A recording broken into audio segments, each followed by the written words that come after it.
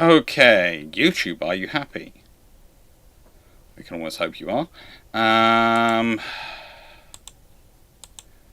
Twitch, are you happy? Again, we can always hope you are. Oh, YouTube, what have you done to the number of ads? That wasn't what you're supposed to do. Okay, come on, YouTube, we can fix this. You can do it if you think you can. Come on, YouTube. You can do it if you can. Come on, yes. You can do it if you think you can. Right then. We can do it so that... What the frigate? Okay. Alright, let's go at 24 minutes now. 24 minutes. Thank you, YouTube. And... yeah. You can do it.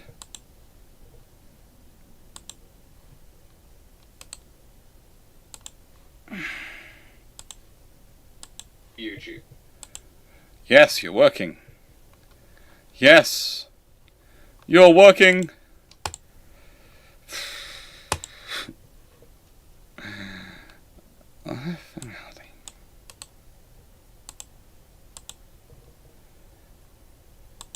Oh, good lord.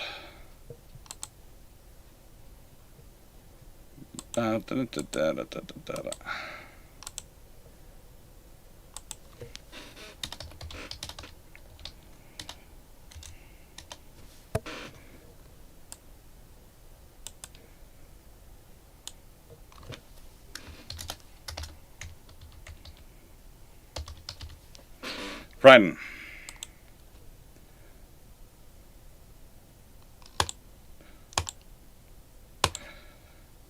Yes!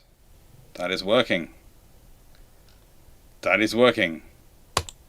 Alright, today's topic. Sorry, it took far too long to get started. But I was dealing with the joy that is known as YouTube. Is the press gang, myth and reality. Now, whilst I was arguing with YouTube, something else wasn't being argued with, so I'm just dealing with that. How is everyone doing today? How is everyone? I have a hope.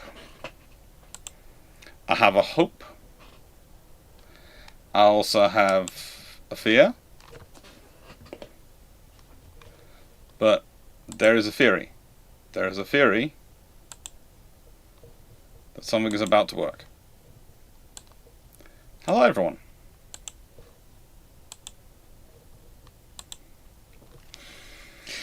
Okay, right then. The press gang, the myth and reality. And I'm sorry for running a bit late. There's a couple of things going on. One, I had to go and deal with a local planning issue.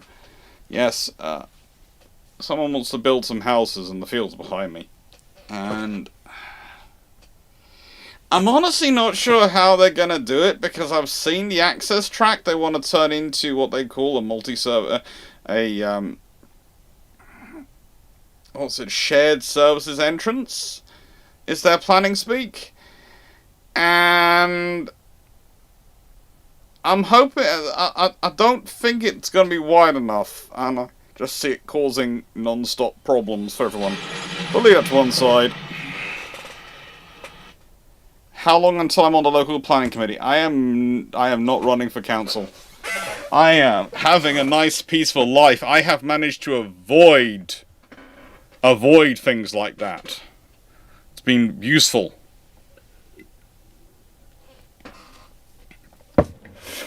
I've done my time on a planning committee. I've done it. I survived it. I have a t-shirt for it. I survived planning. I did it for 4 odd years. I ain't doing it again. Also, the thing that worries me though, and the whole reason I've got involved, is because there's a historical site back there, and they haven't done a proper historical assessment.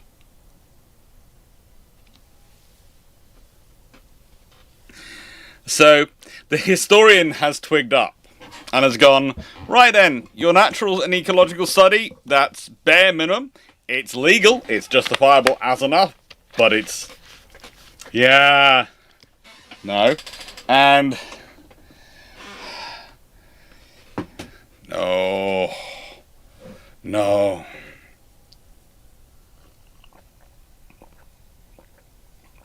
But, that being said, we had the press gang. And... impressment is a fun thing. It really is. You see...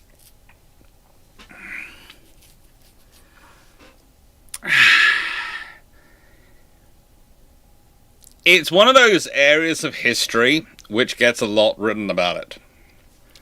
But it comes from a very, very, very old part of the British law systems.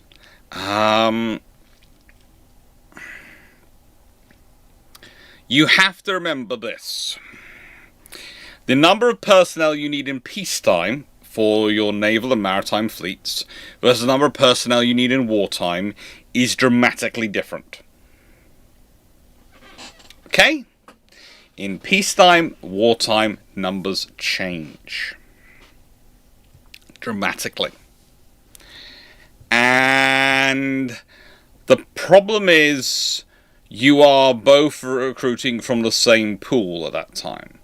These days, you can sort of diverge the pools a bit, but the Merchant Marine and the Navy, Naval Marine, are both competing, are both collecting from the same pool of people.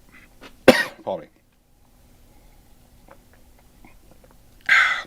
There was a lot of very strong perfume in that meeting today, so if I'm coughing, please don't think anything of it. Then, oh my god, and this is again the last one I'm talking about it.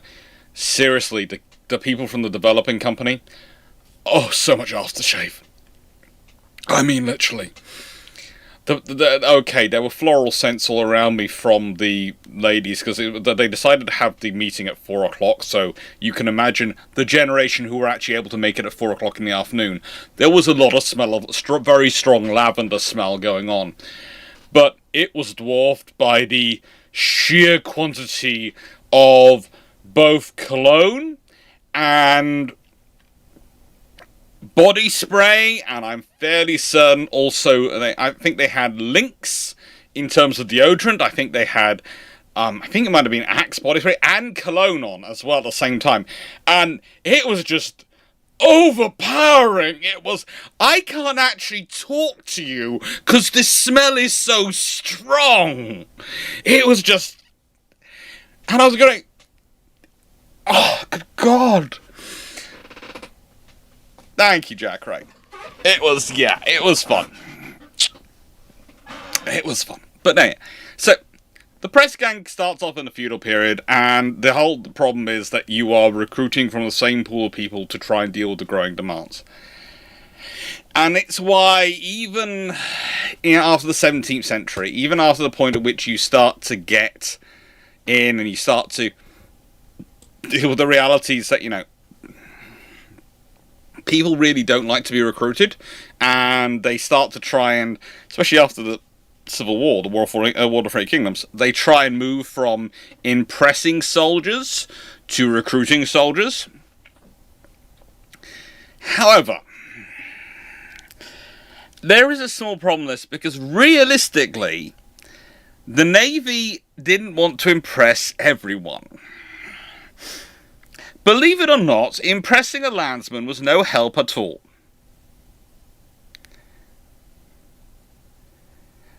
No. It's not I can't stand it. It's that, let me put it this way. I spend some of my summers, I go off and sometimes do run summer schools for Justin Craig and other companies. And usually Justin Craig, and teenage boys will spray a lot of deodorant. I can deal with that level. I will survive that. I'm saying these three gentlemen, compared to a whole room of teenage boys, were oppressively smelling of the stuff. Okay? I'm saying there are teenage boys, and the sheer quantity of Lynx they bathe in, I swear. And there is what these gentlemen were wearing. In the nicest possible way. I'm not affected by the teenage boys. I am immune to it now. I'm so used to that quantities. It was far beyond that.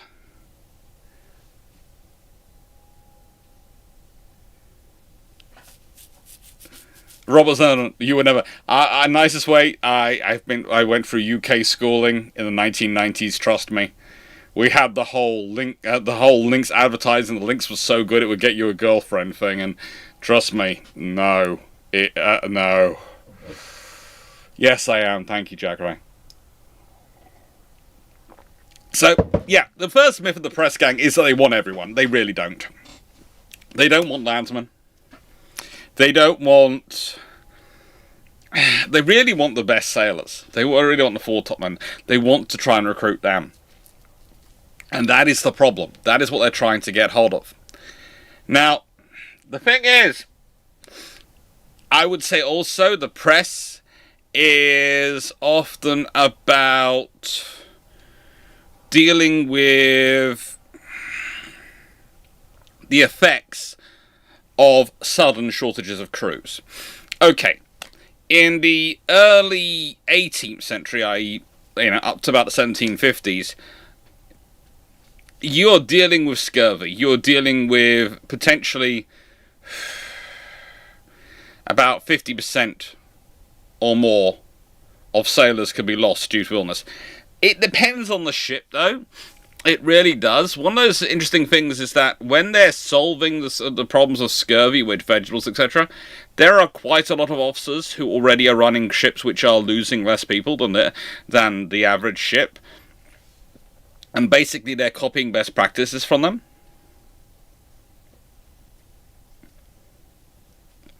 And yeah, it was interesting because, I'm lucky. I've got family records which go back to some of the ships we crewed at that time, some of the ships we had, and our voyages don't seem to lose as many, by a long shot. But there again, we do tend to have policies of having fruit juices or equivalents and fresh food on as often as we can, and also, things like, and this is going to sound really weird, a lot of pickled vegetables, which I'm told are actually not that good at preventing scurvy, but I'm never quite sure I believe that, because whilst they might not be that good at preventing it, but they might be pretty good enough to mitigate some of its effects. I sometimes wonder, but we'll leave that to one side.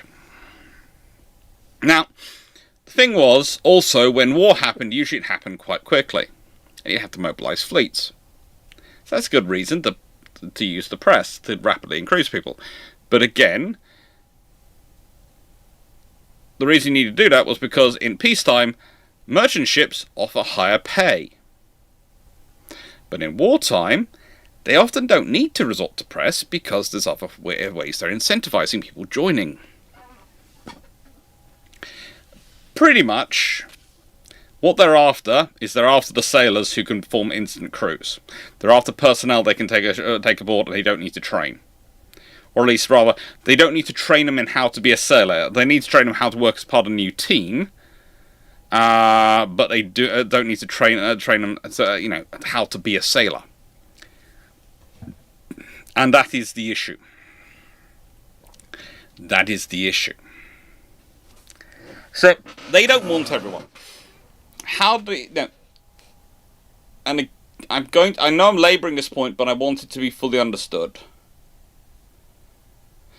There are people they do want, which are the sailors, especially people who are topmen, like people who go right on the top of the sails. And there are people they don't want. So in some regards, the press is also about hoovering up people who are deserters. Now, please note, there is a group of people who will literally take the bounty to join one ship as a volunteer, get aboard that ship, get their bounty, jump off that ship, and go and try and get aboard another ship. And quite a lot of the impressment service is also managing those people and making sure they go back to the original ship they could recruit a bounty for before they join another ship under another name and claim the bounty again.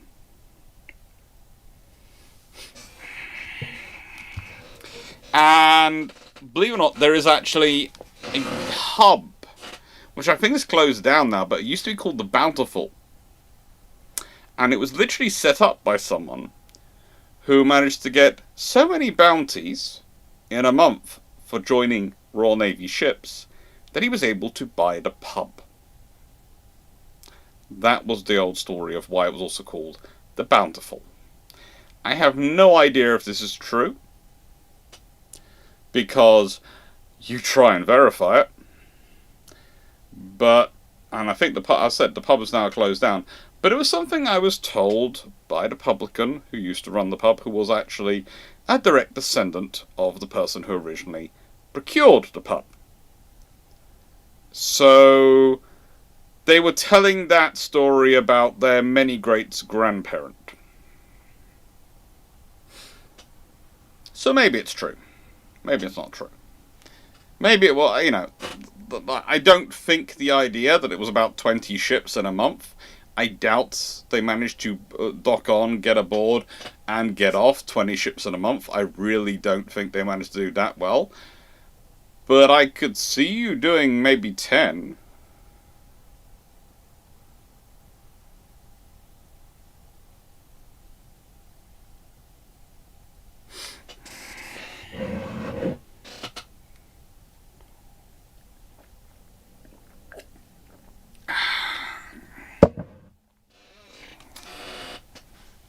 Maybe. But well, we have life, we have love, we have the fun of these things. Now, the reality. It's eligible men of seafaring habits between the ages of 18 and 55 years. Non-sailors were only impressed in dire circumstances, and they really weren't wanted, as said, because you have to train them. Think about it. Usually you're pushing the impressment, especially because politically the impressment causes issues. It does cause issues when you use impressment. If you're impressing non-sailors, A, you're taking from outside of the community, which is going to have an impact, and B, you're getting people who you're then going to have to spend your time training. They both don't want to be there, and they don't have any knowledge of what to do when they're there. So they're doubly useless. At least the ones who have some knowledge, if you've caught them and impressed them, will know roughly what they're doing. And there are some advantages to being on a ship, a naval warship. A naval ship usually has a higher crew density than a merchant ship, which means the work is more spread out, which means whilst you earn less base pay, you have less to do. You also have better range of food usually, and you have the chance of prize money. All these things are options. Also, the impressment usually ran from pubs. Okay? And they always ran from the same pubs. So, if you went to the Minerva Inn, or the Fisherman's Arms, and I think it goes Minerva and Fisherman's Arms from Mary, although potentially it has many other names, these were pubs where things could be interesting for you. So that's the other thing that happens with the press. Okay? When I say the impressment is run from these pubs, the lieutenant who was in charge of the press in that area would be drinking in these pubs. And his officers would report to him in these pubs. His recruiters would report to him in these pubs. He would run everything from the pub, basically. And often, impressment would go, we've kept a lieutenant in this area, it's a way to keep them employed in peacetime, running an impress service. And then the lieutenant would turn around to him and go, oh, right, I'm being posted to a ship. And they all go, oh, Lieutenant, I'm being posted to a ship. I'm going to be first lieutenant or second lieutenant on so-and-so. Anyone want to come with me? And it's kind of like the PALS battalions. That's the lieutenant who you've been drinking with, and you're all probably it's a sailor's pub, it's mariner's pub, for the last year or so, maybe in the pub. You know that lieutenant. You've chatted with him. Yes, you're going to be in a scenario where he's going to be an officer, but he's going to probably a frigate, or something like, or maybe a ship even smaller than that. And he's basically going, do you guys want to come with me? And often that was far more effective at recruitment than an impressment gang. But because they were recruited by an officer of the impress, they would be counted as being impressed. Okay? Volunteer impressed, but still impressed. So they would be counted towards the impressment. So this is the reality of this recruitment mechanism. The Royal Navy is different from the Army. The Army has regiments, some of which are raised by rich people and nobles. Some of them are, please note the distinction, some of them are raised, like guards, etc., are just established and paid for by Parliament and by the monarch. The Navy doesn't have that. The Navy has no recruitment service. In many ways, individual ships manage their own recruitment by an officer going and standing up and going, "Hey, I am Captain so-and-so. I have been given this wonderful frigate. I have got this history of capturing these prizes and this glorious victory and this glorious victory. And I fought in this battle and I cut off this many Frenchmen and I broke this many Spaniards. Will you come and join me, boys?" And doing that. That is usually how a great many people were recruited to the Royal Navy. The vast majority, it was a captain standing up on a bollard or something, shouting out what he was going to do, shouting out who he was, and saying, "Do you want to come and join me?" Or, if the captain wasn't particularly good at public speaking, but had a good public record, he'd find a chief petty officer, usually one of the ones who are in his following, and he'd send him round the pubs. And that petty officer would go and tell everyone, "The captain's recruiting. The captain's recruiting." And you would be amazed. It's calculated to various numbers at different times, but about 80% at times of Royal Navy recruitment is done by that method. And most of the other 20%, sometimes as much as 40%, is done by how I described it as the lieutenant of the impress going, "All right, lads, I know I've enjoyed drinking you for last year. I've been called up to a ship. I've been finally given a ship. You know, I've been wanting one for ages. Yeah, I've been given a ship, but I've got to take some crew with me, so what I'll say, lads, you all know me. You all know I treat you fair. If you want to come along with me, I'll give you a good time. You know, I'll treat you fair." And again, that was the lieutenant from their pub. He was recruiting, they knew him, and they're following along. And that was it. That was the vast majority of Royal Navy recruitment. So when people start telling you, "Oh, it was all impressed men," be very careful with the figures, because the vast majority of the impressed who were recruited most of the time were by that. The lieutenant literally going, "I've been called up to a ship," and looking around his drinking buddies in the pub. People he's bought drinks for, people he's chatted with. And guess what? You know, think about this yourself. If you know there's a war going on, there's a chance of prize money, and you've got someone who you trust. You know him well enough to know whether he's a good guy or not. If he's not a good guy, you're not going. But if you know he's a good officer, you've chatted with him a fair time, you know he's a good sailor,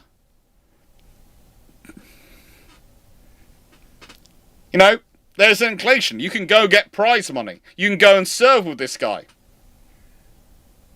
You can go and do that. And the prize money is attractive. Because the first thing the captain will talk about is the prizes he's captured in the past. The lieutenant will talk about the chance of prizes. And usually they're going to frigates. And everyone knows frigates are good for prize money. Okay? So, a ship of the line will get the big, expensive prizes in the battles. The glory, the honour. But the frigates will get the ongoing prize money of the small ships, the merchant ships, the things that are clear from the sea. And that is the real earner.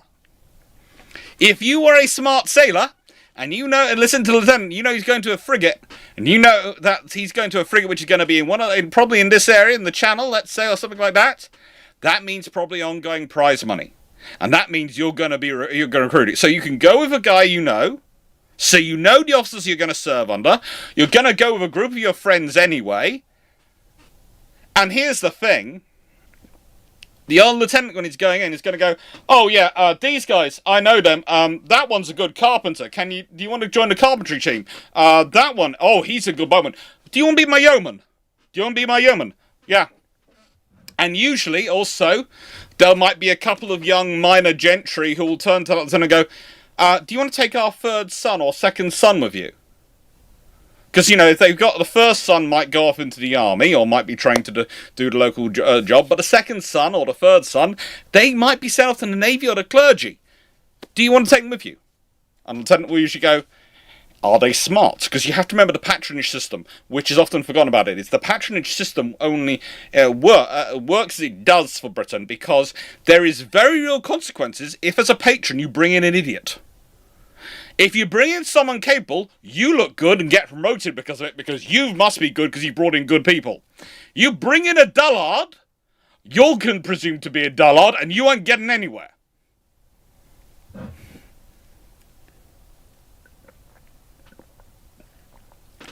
Now, the ship of the lines, they often did have problems.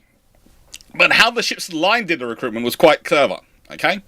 So the ships of the line, they would get promoted, they would draw their personnel from the frigates. So, let's say you had a lieutenant aboard a frigate in peacetime, and they're crewing a ship of the line. He'd be promoted up to being a first lieutenant on a ship of the line, and he'd turn around to the frigate crew, and they'd know him, and he'd go, do you want to come with me?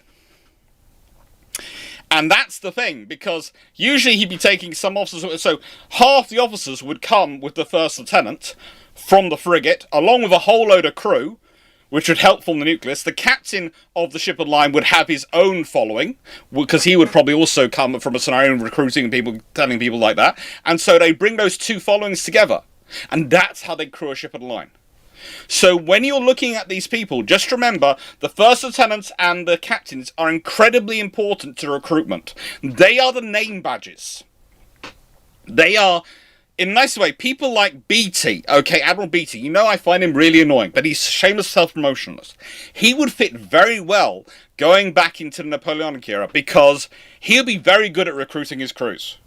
In a nice way, the more senior he got, he'd recruit his ship's crews. For example, if you get an example of Nelson, if it is known Nelson's recruiting is forming up ships for a squadron, not only will the captains have the effect of their leadership attracting people, but people knowing they're going to be serving with Nelson means prize money. Nelson is known for prize money, so they will join up for him. And that's one of the reasons, when we talk about the band of brothers, people often are referring to the captains of Nelson's fleet. But they should also be thinking about the wider fleet as a whole. Because a lot of the reason why that fleet is at quite such a high pitch of capability is because it's overwhelming crewed by not just volunteers, by volunteers who are very seasoned and very well trained, who know following Nelson means prize money. And they want the prize money. Why? Let's think about it. Your average pay in terms of prize money, if you're a sailor, can be equivalent to 40 years' pay. Okay? If you get a third-rate ship of the line, the money that's spread out, even for the basic sailors, can be equivalent to, depending on its condition, to up to 40 years' worth of pay in one go. So that is money. Even Captain Bligh was actually quite good at recruiting before a certain cruise. And he was even quite good at recruiting afterwards, because whilst he had issues in some of his operations, he was quite good at getting prize money. So, let's put it this way.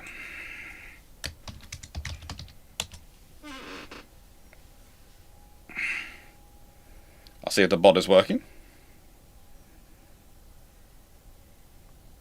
We'll see if the bot is working. Thanks for reminding me, Knight. And that's the important thing. Having the prize money is what... Yeah, exactly. You think about it.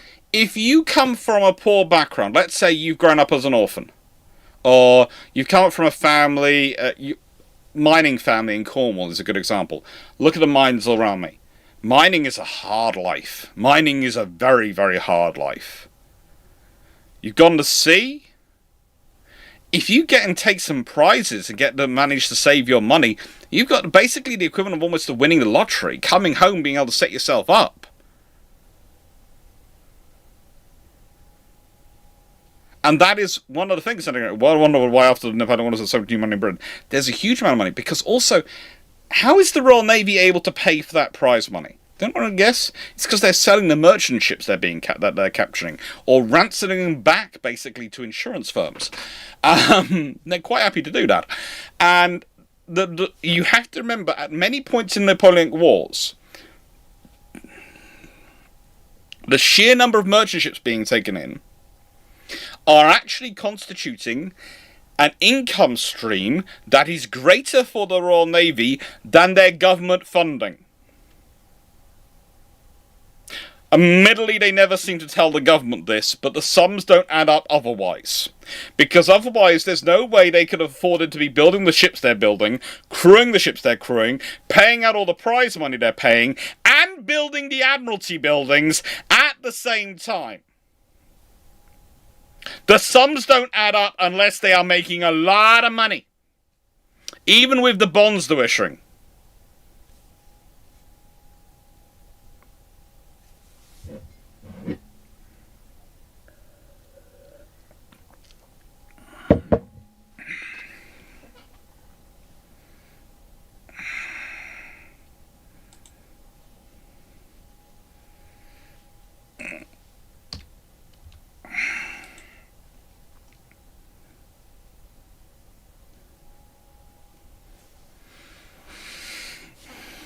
And that is the reality of it. You know, you can make money. You can, and it doesn't matter. Again, with the Navy, it becomes this, is quite useful in many ways for people to get ahead. Now, am I saying people weren't impressed who didn't want to be? No, there were some people. And I can now do this. So the bot is live and working. But then we have the myth and reality. Impressment is most important in crisis, okay? It is really important in a crisis. And I'm not going to dispute that. But the reality of the numbers is slightly different than you necessarily think.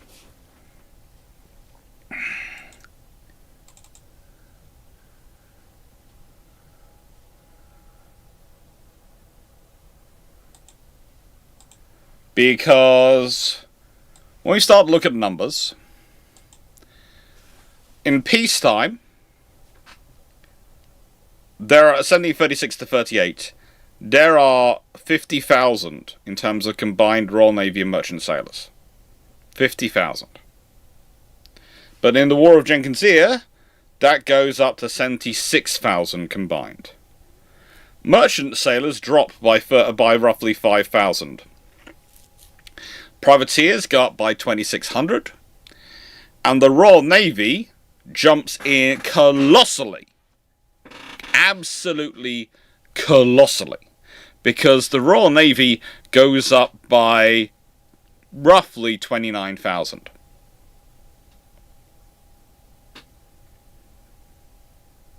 So, realistically, there are 26,000 more sailors recruited in that period that serve between 1739 and 1748. But that's also 9 years. So 36 to 38 is the figures we have for, which are 2 years. So that's a 2-year span. There's 50,000 sailors in a 2-year span. That's 9 years. Then we got peacetime. It drops down again. 1753 to 55, another couple of years. It's 58,000 sailors at this time. There's 40,000 merchant marine, 17,000, well, nearly 41,000 merchant marine, 17,000 in the Navy. But in the 7 Years' War, which, by the way, lasts from 1756 to 1763, That's 2 year. That's 2 years, and takes place roughly 2 years later. They expand to 115,641. Now, if you remember what I talked about, impressment and the age they're trying to recruit, they're trying to recruit people between the ages of 18 and 55 years.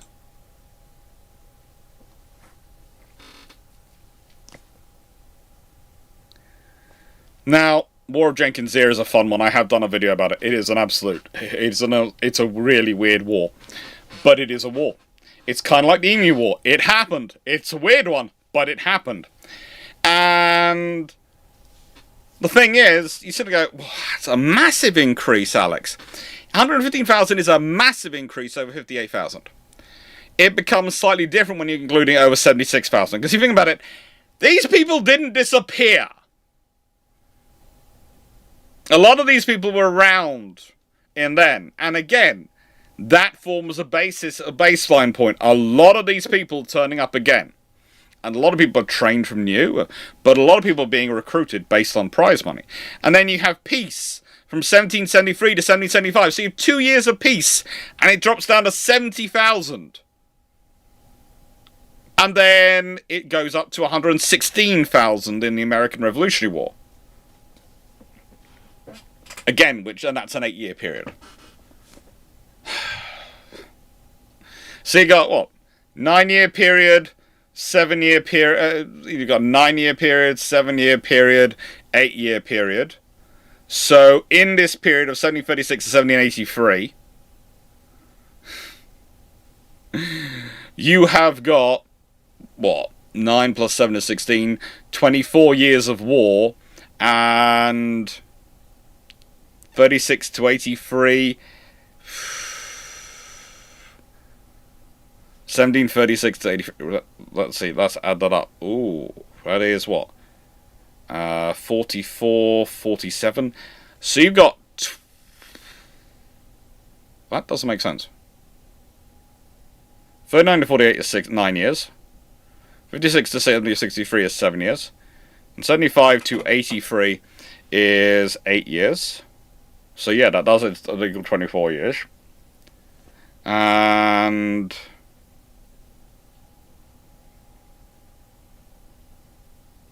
yeah. There's a gap missing, isn't there? 48 to 53. That's the gap that's missing from the stats. Sorry about that. I know why that gap's not there. It wasn't in the document. But basically, you've got about 5 years of quasi-war in there, 24 years of war, and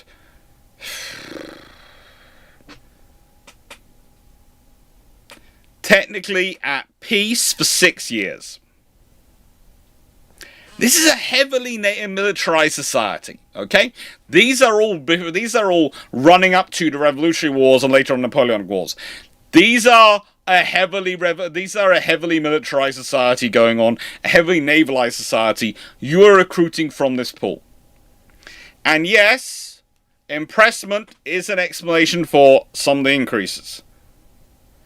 But mostly when you're going out impressing, you're recruiting sailors. You're recruiting also people who are former sailors. People who have taken their peacetime off for 2 years and gone home, spent time with the family and the kids. This was one of the things again. So, okay. What you'd have is, some would join as a midshipman in the Jenkins Ear. They would get, probably, become a midshipman, finish the War of Jenkins Ear as a lieutenant. Would go off for peacetime. Muck around, maybe in the press service. Would get called back for the 7 Years' War. They'd finish it as a captain. Okay, they'd go back. Then they come back again. And they recruit again. And, in this time, when they went their press service as press in the peacetime, they'd turn up with their following. And then when they did this again, they'd turn up their following. But, this is the reality of it. This is how you build up a following also in this period. Bots not running on YouTube.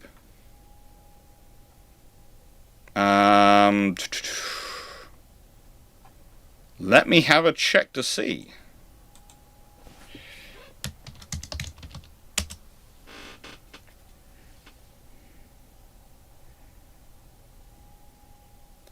We'll have an argument with it and see if the bot's working.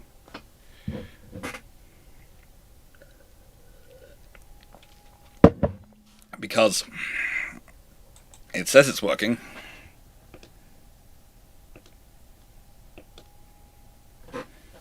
Okay.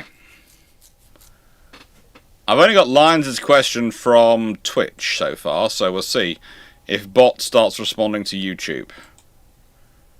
Bot is supposed to be dealing with YouTube and supposed to be happy about YouTube. It claims it's connected to everything.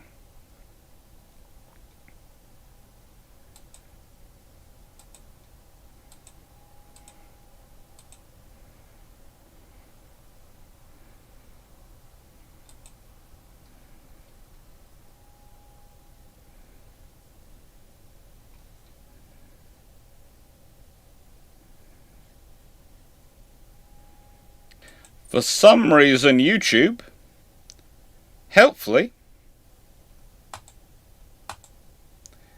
has not picked up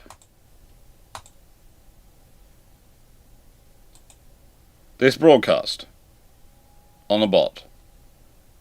I have no idea why, but it has decided not to pick it up.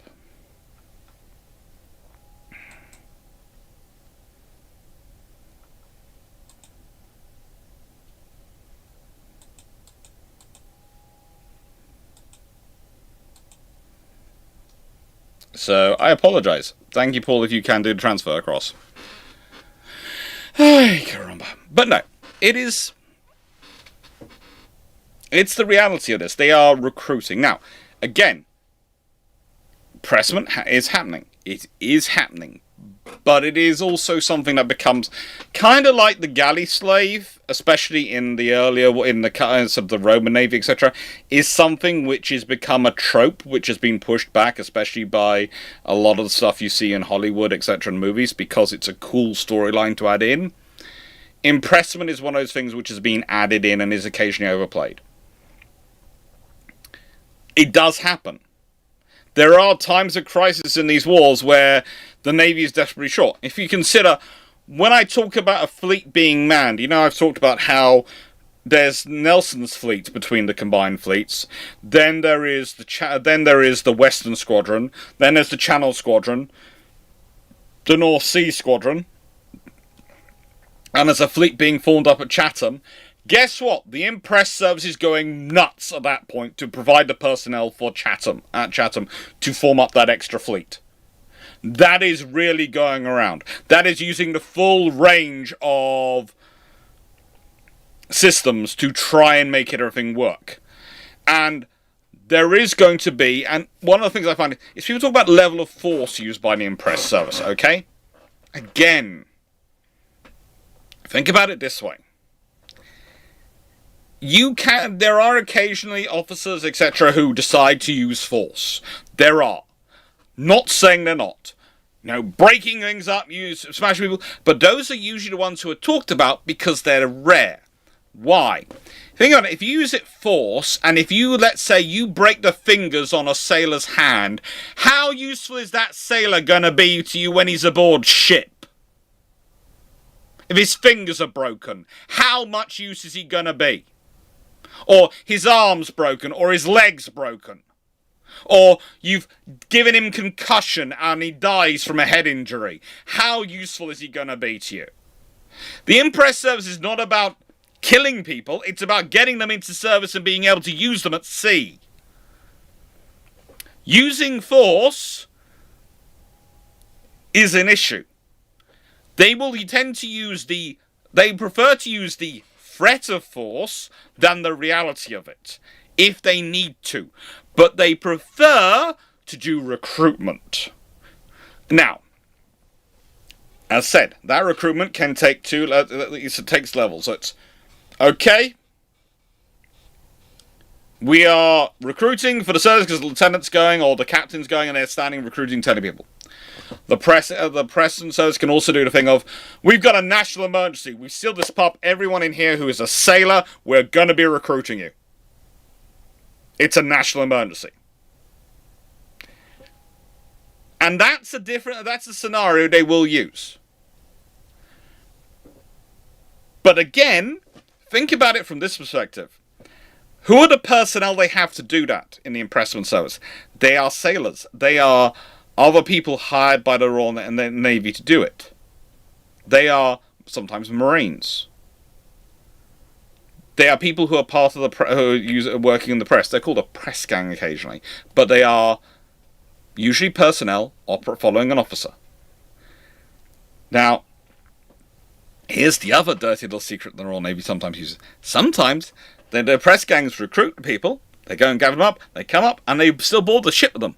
Why? Because they need the people. And they need and once they've got the people aboard, then frankly the press gang is not as helpful ashore as it is aboard giving you personnel on the ship.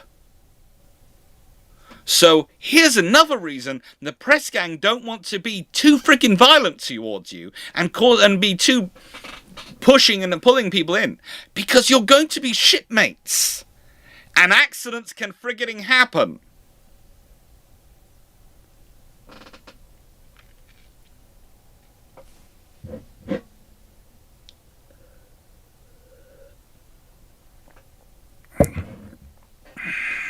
Hello, YouTube Minecraft watcher. Again, watching on Twitch.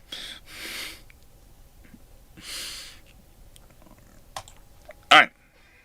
Larger American citizens were unduly and unrightfully impressed. Okay, this is the fun one. This is the fun one for me, because there are times when I read it, and you literally would have to be impressing the entirety of the American merchant marine. So,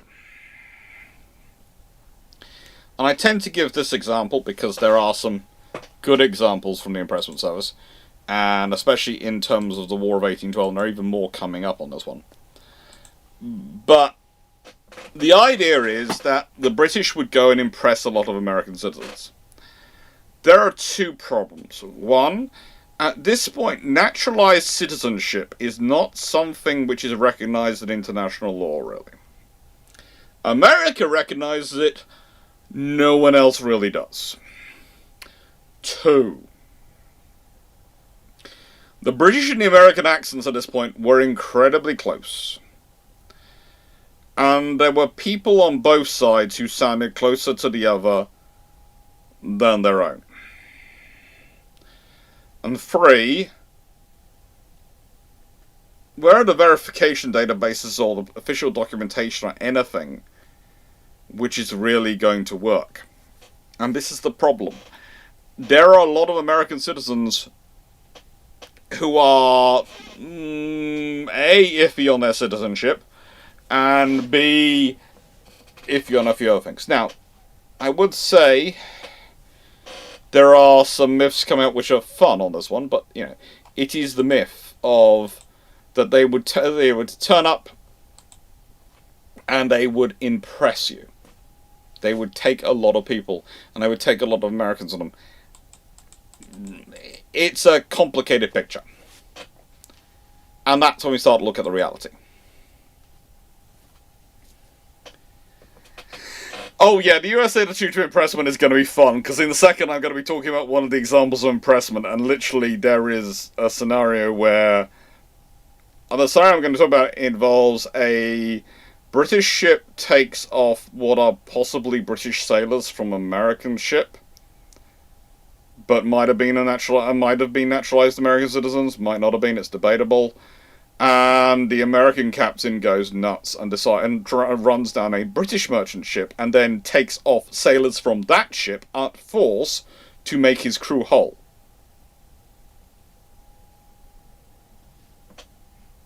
And that's what he does. It's fun times. Now,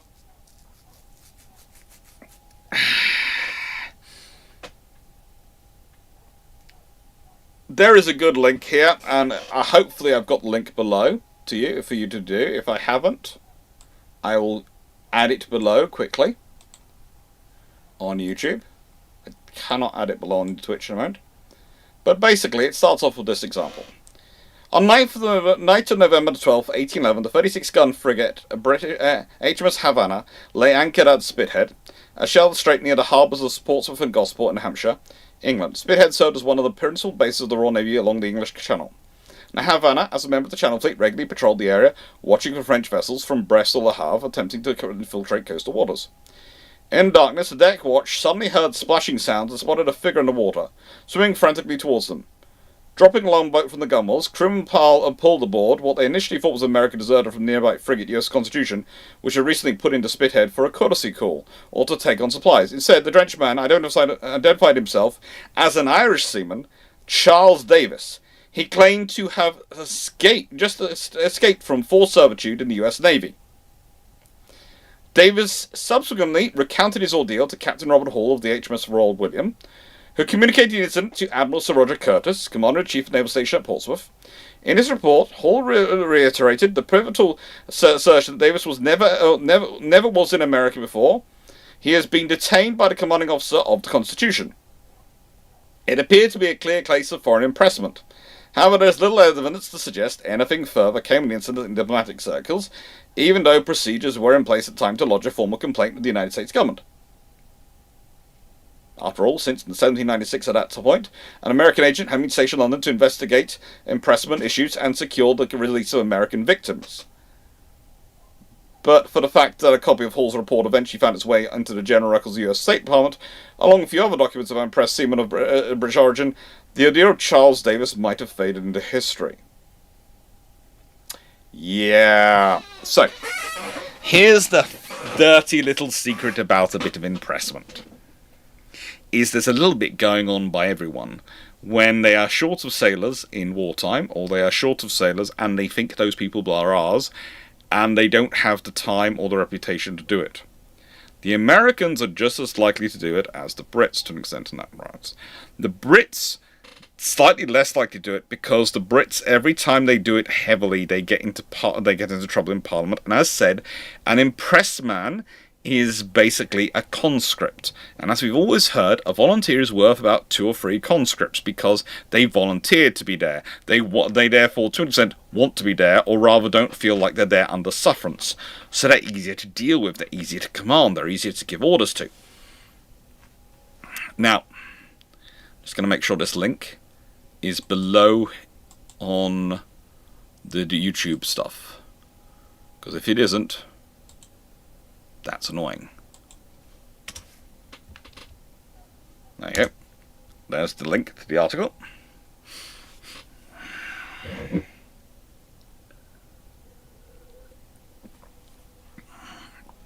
Now, it does have right. It's one of the things of, is there right to have grievance? Yes, to an extent, the US are right to have the grievance. But to an extent, everyone else had sort of opted on a policy of, acts and mistakes are going to happen. They're going to happen to an extent. It's slightly easier if you're trying to work out who's an Italian or who's a Frenchman or who's a Spaniard because of the differences and the clear differences in linguistics. It's slightly more difficult with the Anglophone. And we're going to kind of let it slide. The Americans don't let it slide, for a very good reason. They are a smaller nation, they are a recently independent nation, they are worried about their national image. If they let it slide, it's going to be in a nice way. If the British let it slide, is anyone going to think less of Britain for it? No. They all know how big the Royal Navy is, how powerful it is, and what the British are prepared to do. If the Americans let it slide, and don't protest every time, and don't fight every time that it might happen, what is going to happen to them? Well, they're small. They could be viewed as being weak. They could find themselves getting into serious trouble with other people because of it. They don't want to do that. Now, that's the fun thing about it all. That is the really fun thing about it.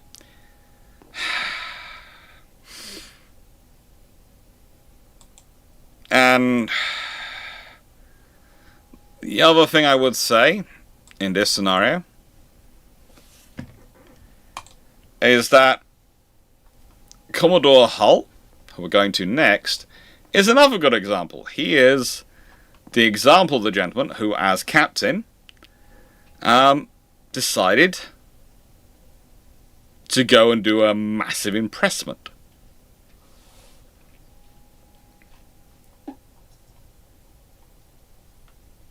Now, what do I mean by massive impressment?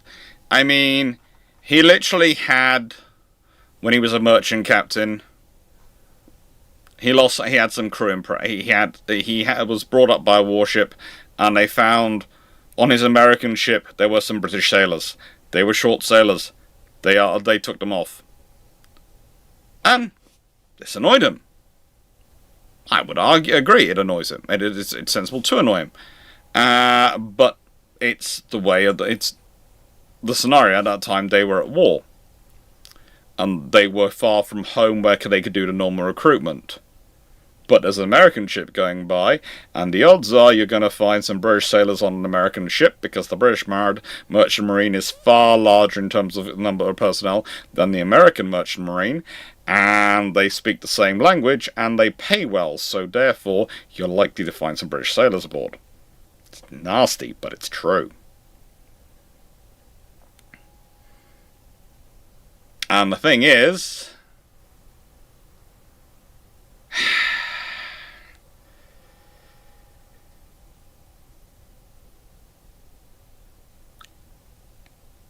when they come aboard,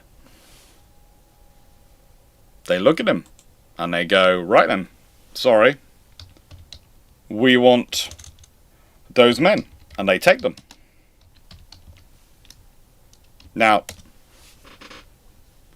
the thing is, how does he react?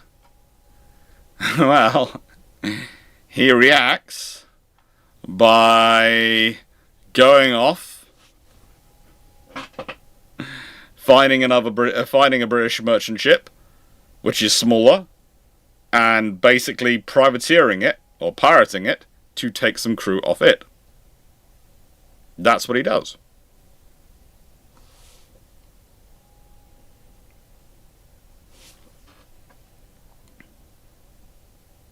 Is it a bad thing that he does? No.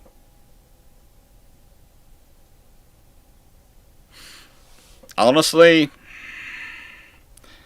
I personally wouldn't have done it, and personally, I do think it was kind of brave, but we'll leave that to one side. We'll leave that to one side. It was just as much a scenario with impressment as had happened to him.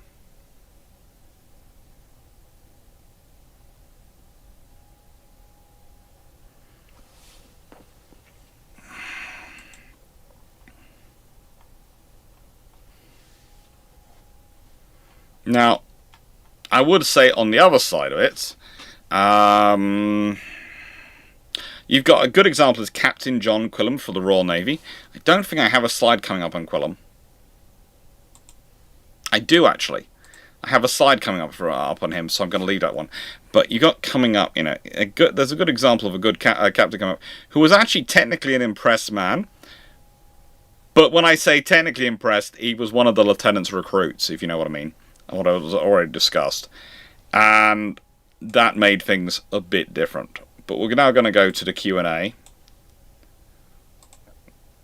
And let's see what's in here.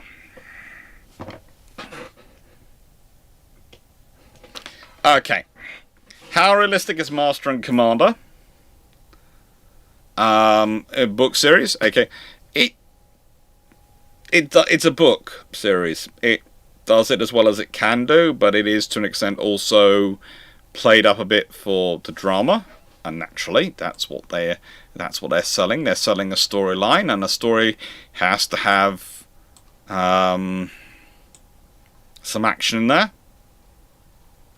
Isaac Hull is a really cool guy, and this is one of the reasons why I'm being like I am with his story is I actually like Isaac Hull. I think he does a pretty good job. I've also got an interesting story coming tomorrow. I'm gonna tomorrow's video, key leader is a key leader video. I'm just gonna start with a disclaimer of I don't agree necessarily with I don't agree with the politics of the gentleman in question, but you have to admit he's a pretty good leader.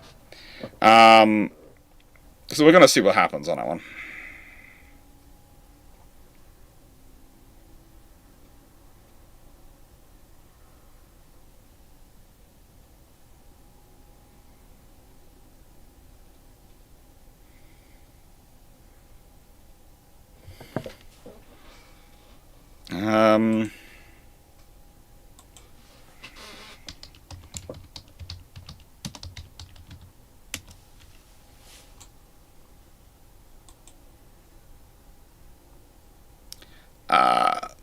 Dominic Buckley, I don't think there was actually a Republican Party in until 1854. I don't think there is one in 1812.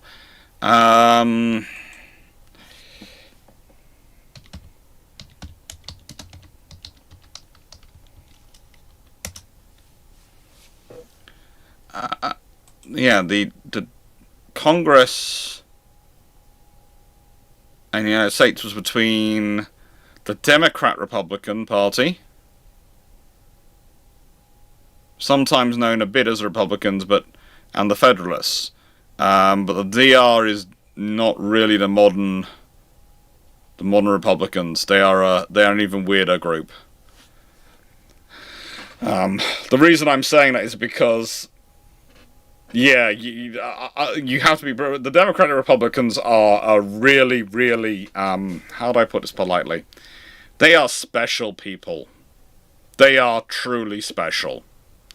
If you go inside it, they do make some of the modern politics we deal with look actually kind of sane. We'll leave that to one side.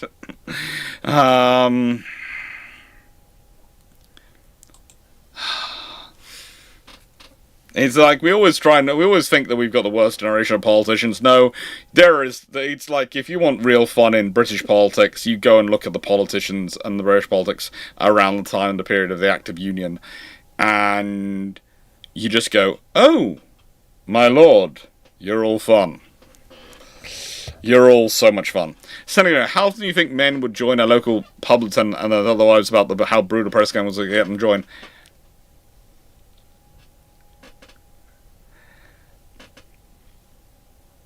I wouldn't be surprised if there was a fair number of that. It's one of those things of... Okay, so where I now live, in Cornwall, there is a press pub not far away in Falmouth, okay? And I was reading up some of the stories about it, and I was looking up the press. And the thing is, there was supposedly an event in one of these wars where a lieutenant got a whole lot of people, and they followed him to his ship. Okay? That makes sense. And the Navy has them all pegged as being volunteers, once they get impressed volunteers. They came with the lieutenant. But when you you sort of look in the papers and the things which we have today discussing that period when so many were recruited, there is a suggestion that a lot of them weren't volunteers. Now the thing is, volunteers get paid more.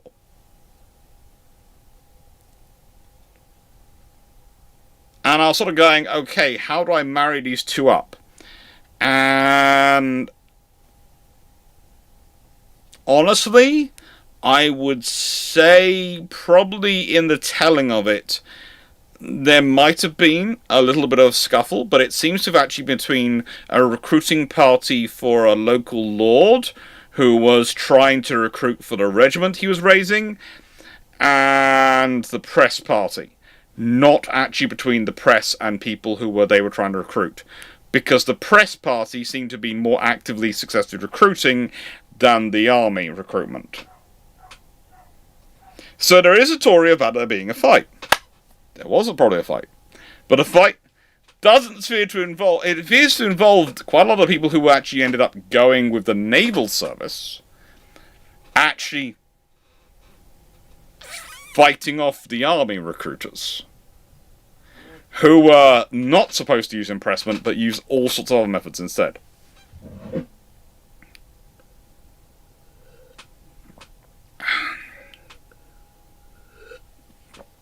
Oh, good lord. The Democratic Republicans, call them proto-Republicans. Oh.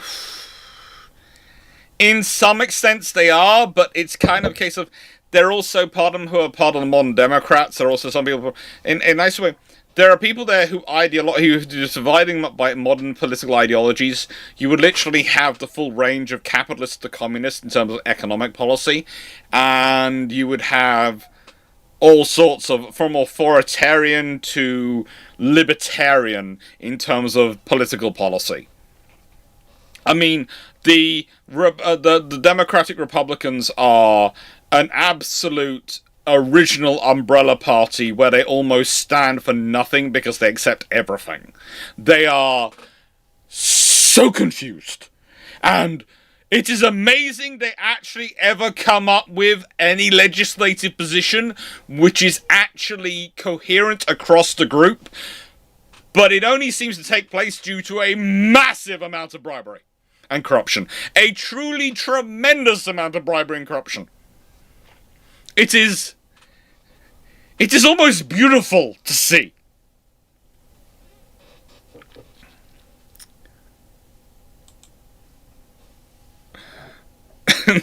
He's about right, Mark. Yeah, it is beautiful. Are there, Peter Bryce, okay, it's for some reason the questions appear to me not be copying across, so I'm just going to grab them. And boom. Bum bum bum bum. Let's see if I can find Q&As.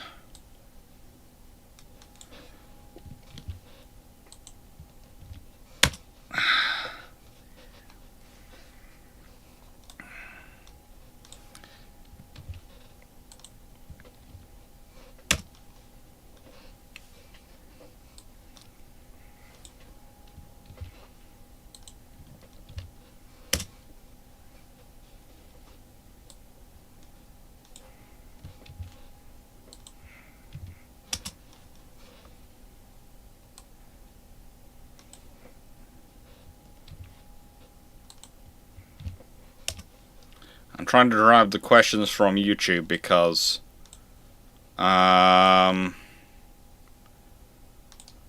that one. I got that one. Okay.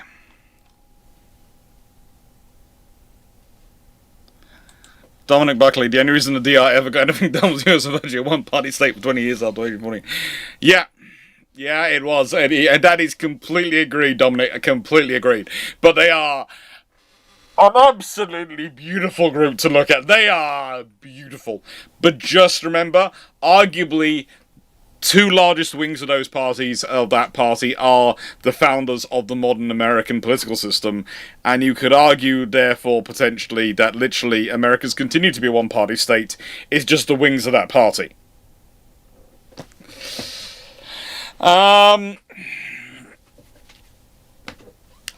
Was there an Act of Parliament that stops press gangs, or was this related to anti-slavery movement of the Act of Parliament?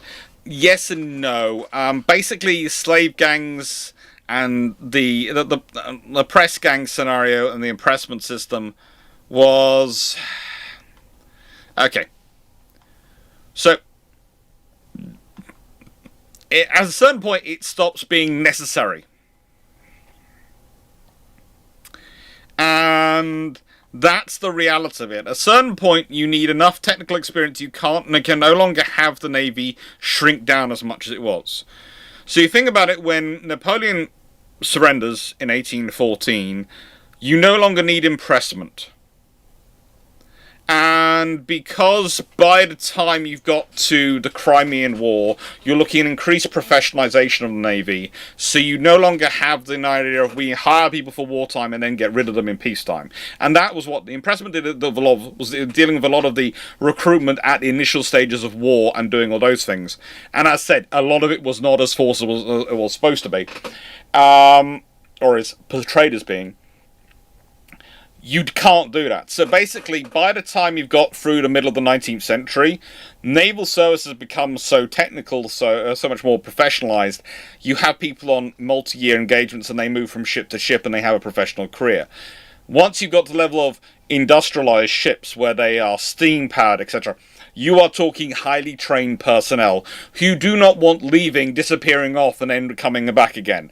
So you keep them on. So basically, impressment stays as long as they have the kind of service which can be wound down to almost nothing and then rapidly grown up when it is needed for war.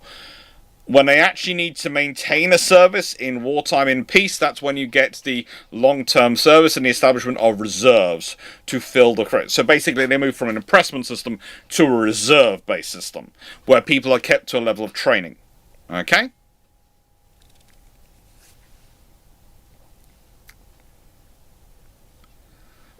Then, American history heavily overstates the impact of importance of impressment on U.S. sailors during the Napoleonic era.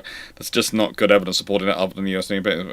It is kind of interesting. It's one of the things is I used the example of Teddy Roosevelt's book, where he talks about the claims made of whole ships losing their whole crews, and he never proves it. Never gives an actual example. I think don't worry, Paul. I've grabbed them now. I've grabbed them. So don't worry. I'll pull them over. Okay.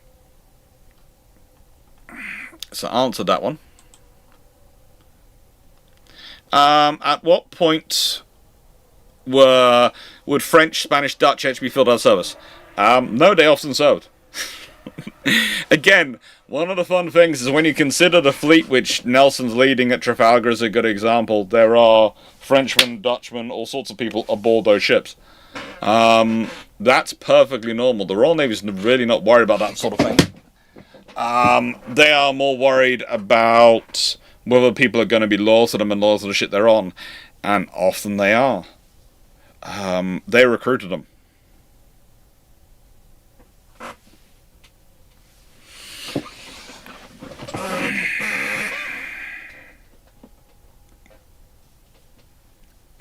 And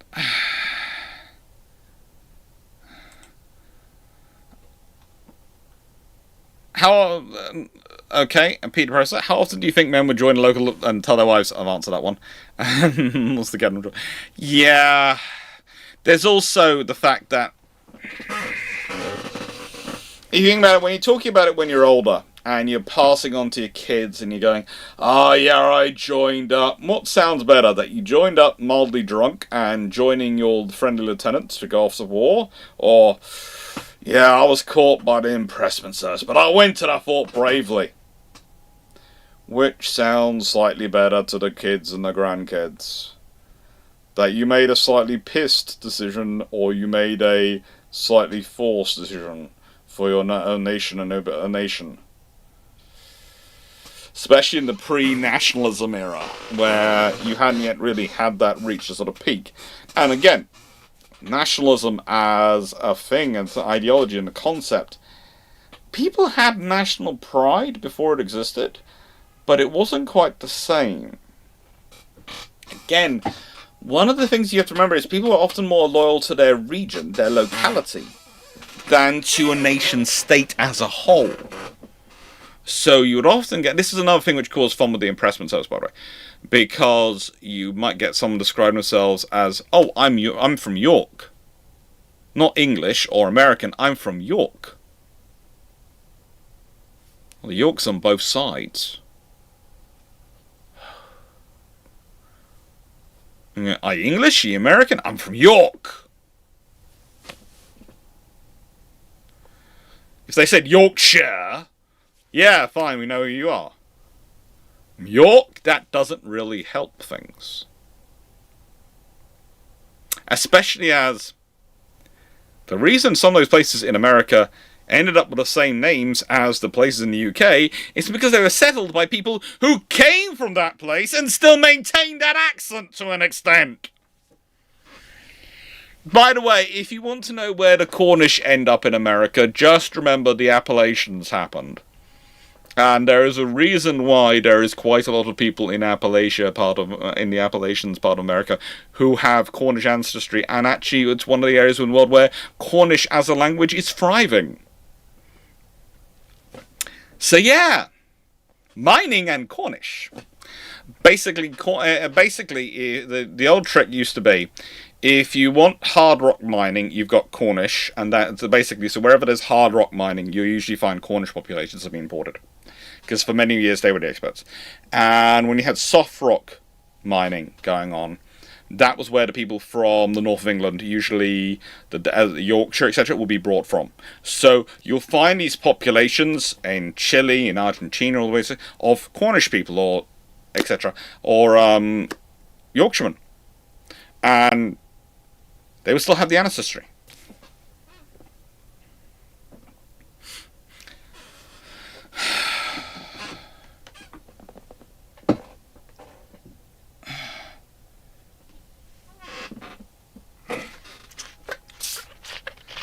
Yeah, basically, the problem was the US politicians believed that Napoleon might win.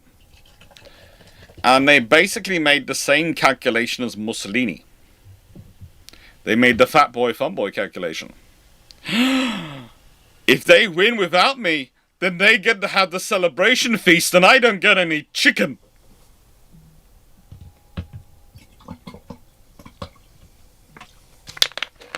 It happens.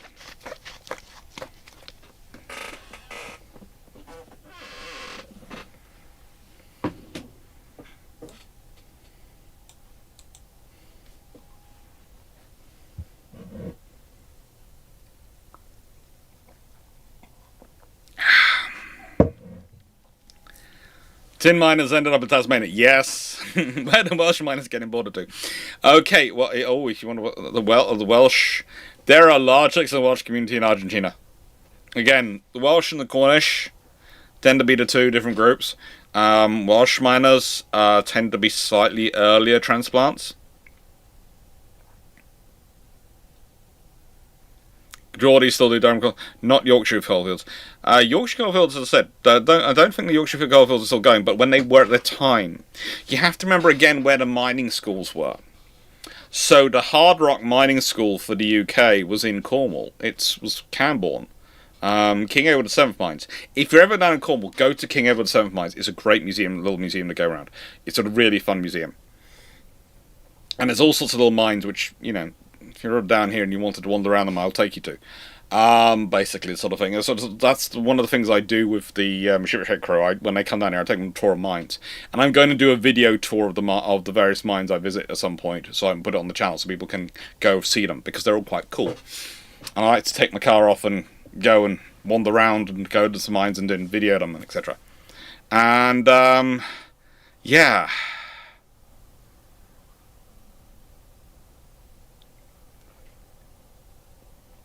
It's fun. Joe Fergus, I still don't understand the fear of victory for the US in War of 1812. In the event of Napoleonic victory, the moment peace in Europe happens, the US would be screwed.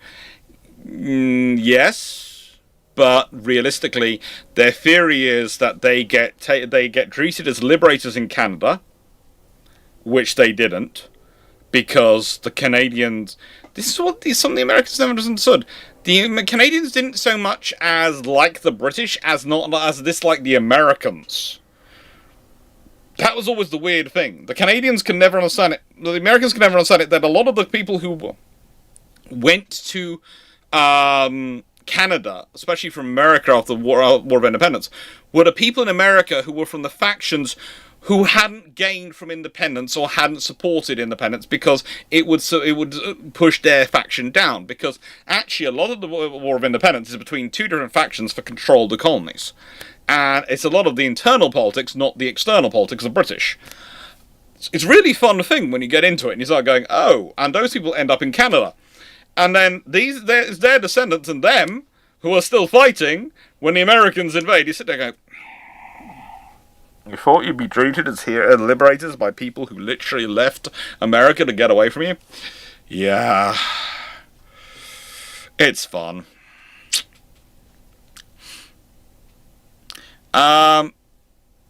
Instead of sailors for the top set, would Marines, Gunners Act follow the same voluntary process, or have higher percentage involuntary pressed, or would the rejects swept up be directed there? Marines usually are getting the volunteers. Gunners, again, gun crews have positions for untrained people, like you have You have to remember, there is a reason why you have able seamen as a rank. You have seamen and you have able seamen. That tells you everything you need to know. Seamen. Sometimes you have seaman first and second class and then able seaman above it. Basically, second seaman, class seaman, basically means landlubber. Useless. Once they're trained up, they can get promoted to first class seaman. Once they're actually capable of being used, they'll be an able seaman. And eventually they might be able to get to foretopmen and able to go up the tops. But they'll be taught how to use the ropes, how to be part of the crew on the deck hands. Not the top of the top going the mast, but deckhands. And then they might be taught to crew a gun, and they'll be given a position in a gun crew, and they'll be taught how to do it. But again, what position do you give to someone who's never fired a gun before?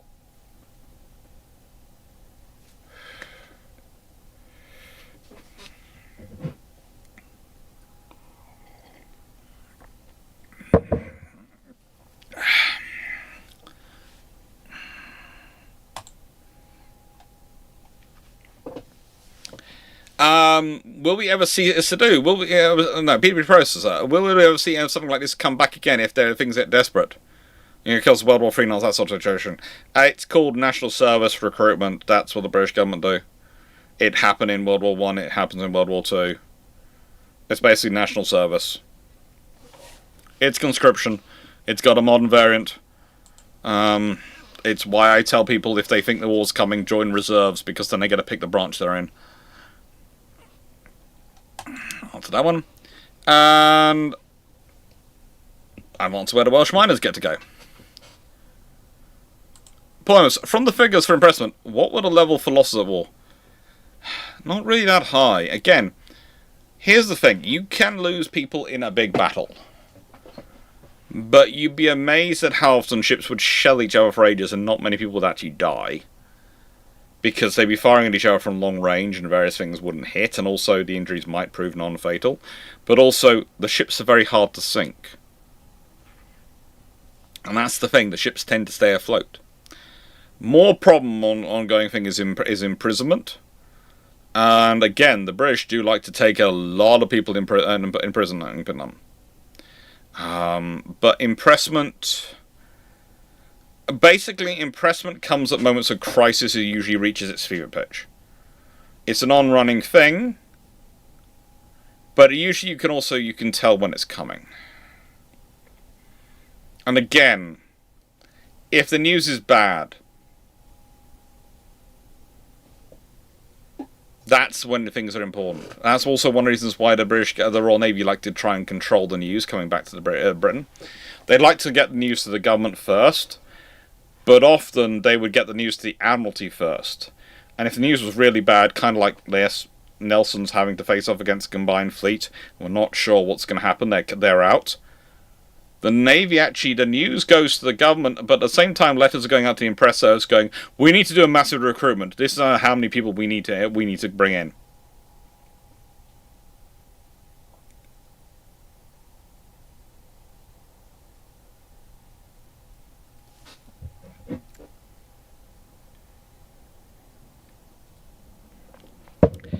Age of sail ships are...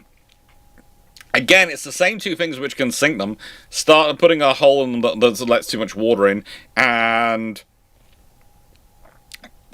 starting a fire that can't be put out by the crew. Wooden ships are more prone to the latter. It's far more difficult to do a hole which is going to let so much water in that they will actually sink, because wood naturally wants to float, and they have pumps and systems, etc., and they do use them. It's not impossible, but it's more difficult. Usually when we're talking about holes which are being put in ships, they are holes put in ships by things like them bashing into reefs or jagged rocks which rip their hull in half, and basically they're smashed and dashed, and that's why they sink. Because at that point, there's nothing you can do. But actual holes caused by cannon fire, sinking a ship by the mortar it lets on, is rarer. Not impossible, but rarer. And fires are the big thing that I have to worry about.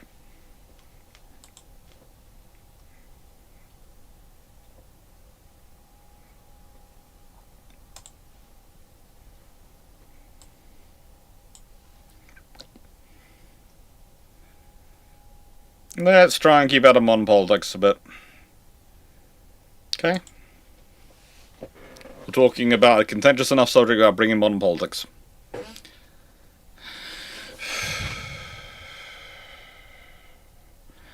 Although, to be fair, and I will say this,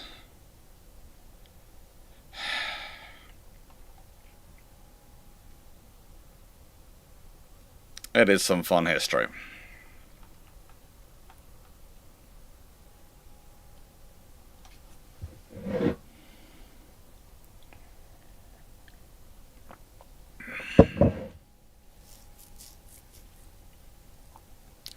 Now, press ganging. The Navy was dependent upon or overwhelming fill with impressed men. This is one of the things which comes up a lot. Okay? It comes up a lot, and it's kind of difficult to justify when you start looking at the number of crew you need and what you need them for. When you start dealing with, okay, you've got a first rate which has a crew of 850 men. And the Royal Navy has 8 of those by the end of the war, by 1814 in commission. Yeah, the Navy's big, but the ships which have the numbers where you'd get the impressed men providing a large number of personnel would be the third rates, which they have 103 of, which, let's be honest, is roughly where you've got, let's say,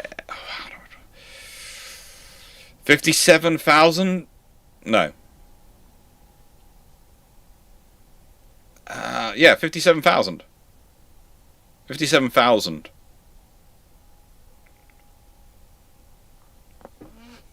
That's kind of a lot, but personnel. And the other where you've got a number of personnel are the sloops of war, which have a crew of, what? 90 to 100? 360 of them. It's 36,000 personnel on those.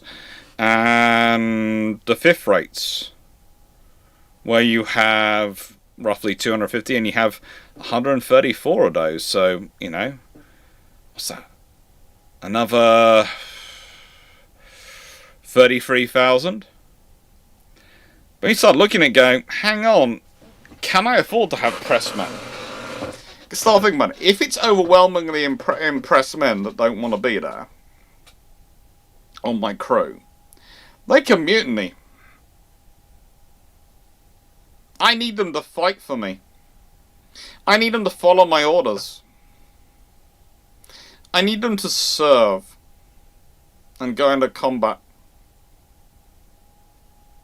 If those ships, especially the smaller ones, where we're talking about the vast majority of people, third rates, fifth rates, and sloops,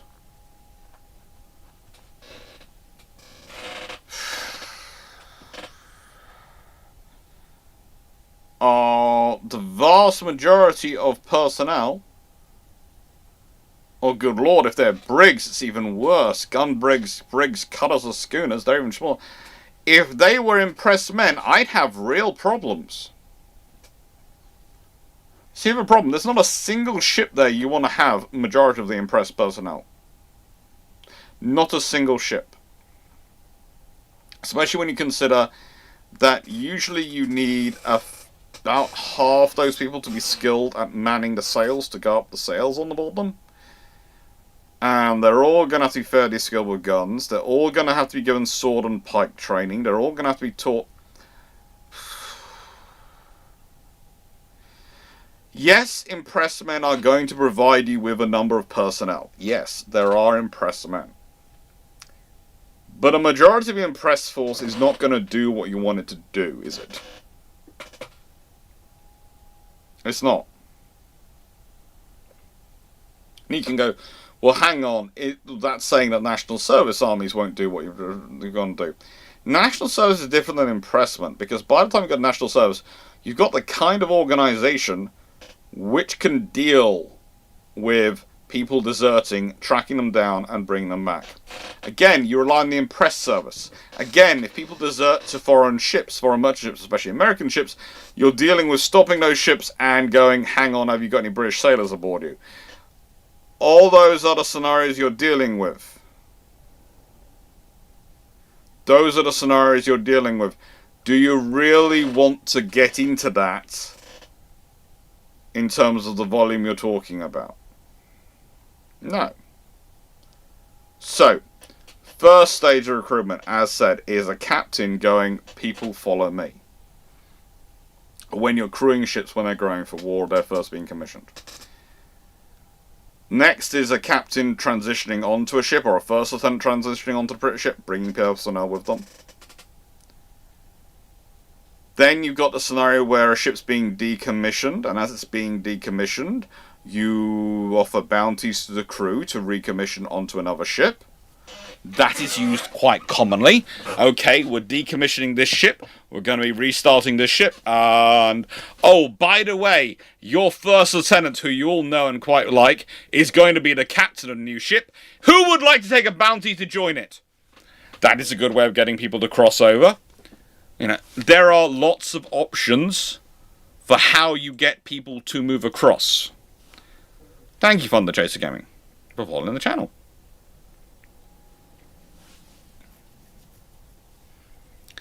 Also, skill-wise, how do you know the men that you're press coming even have the relevant skills needed for your crew? That is a problem. It's far easier to talk to them and impress them that way. So, yeah, impressment is used, okay, in the term that we traditionally describe it. But the impressment service is far more of a recruitment service than it is other things. And again, when you're talking about impressing from ships, well, they're serving as a sailor, so you know what they're doing. So that is a useful method. That is a methodology.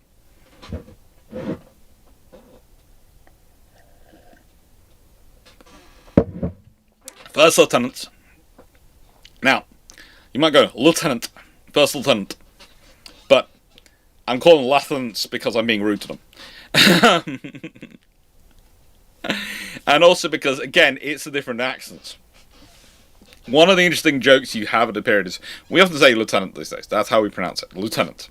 That's very much standardized. But when you're dealing with the various accents in the period you're talking about, because remember, English isn't yet standardized realistically.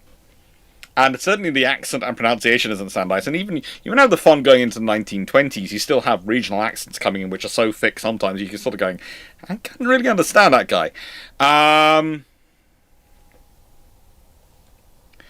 The pronunciation's different. But also, there is the joke in this period that lieutenants become lieutenants the drunker the crew gets. And so again, how does the first lieutenant recruit them? Well, he becomes the first lieutenant. He gives out the grog ration, gives out an extra grog ration on him, and then goes, right then, my lads, it's fun serving you. As you know, the captain's going to decommission this ship, and it's going to be a few months before he goes to sea again on a new ship. But I have something for you, my lads. You see that bonny frigate over there that we're pulling in next to? That's my new ship, and I'm commissioning her. So I need new officers. I need new men. Who's with me? Who wants to go and plunder the Spanish Main? And surprisingly enough, extra grog ration, bounty, for joining up, and an officer they know, and he probably takes a few of the other officers with them that they know, so they're not going to get a completely strange crew of officers. They're going to get some of the people who are, let's say, the deputy, the deputy yeoman and these sort of things are going to get their promotions up to yeoman, all these things. They go, and they go. And that works. It works well. It is a far better recruitment method than turning up on a ship and going, I don't know who any of these people are and I've got to turn them into a crew. Oh, frigate. How long do I have to do this, Admiralty? You have to be out to sea in a week. Oh, thank you very much. I have a week to put to sea with a load of people who don't know each other, don't know what they're doing, don't know me, and don't know the ship. Oh, flippity-doo-dah, you are lovely. Oh, and all of them are forced to be here against their will. How wonderful. What are we in? The French Navy? There you go. Which do you prefer to be as the officers? And again, it comes down from the Admiralty. Because when you're doing the impress service, it causes political issues. Local MPs complain because local merchant marine companies complain to them. And then they complain to the Admiralty. And they make paperwork. And as we all know, what does the Admiralty hate most of all? Paperwork. And they also all were officers. They've all been captains. They all know what they're talking about. They're all going to go, I don't want a crew like that. So, whilst in times of crisis, they are prepared to put up with the paperwork, they're prepared to put up with the problems, they will resort to impress. It is not something you want.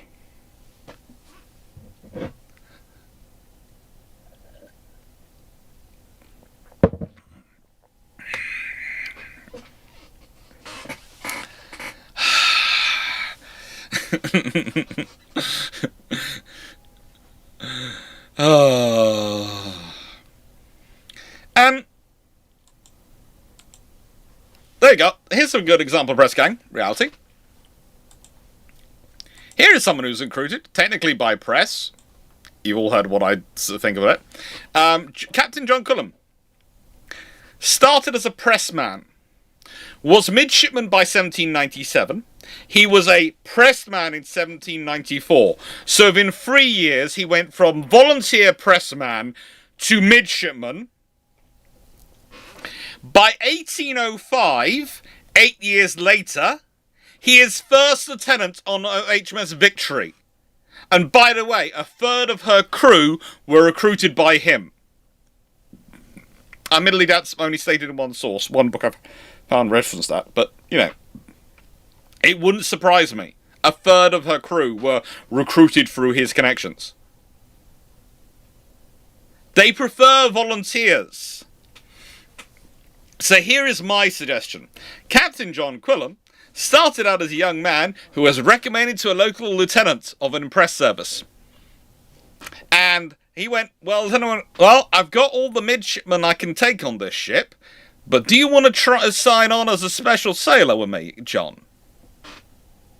Yeah, Lieutenant. My dad trusts you, my mum trusts you, I'll sign on. That's good. Very quickly, Lieutenant gets promoted, in a couple of years' time as a captain, and John is magically a midshipman. And within 8 years, John is a first lieutenant. That's good. Think about that. He joined in 1794, and by 1805, 11 years later, he's first lieutenant on HMS Victory. Do we really think this pressed man was pressed by people beating him up and dragging him onto a ship? Anyone think that actually happened?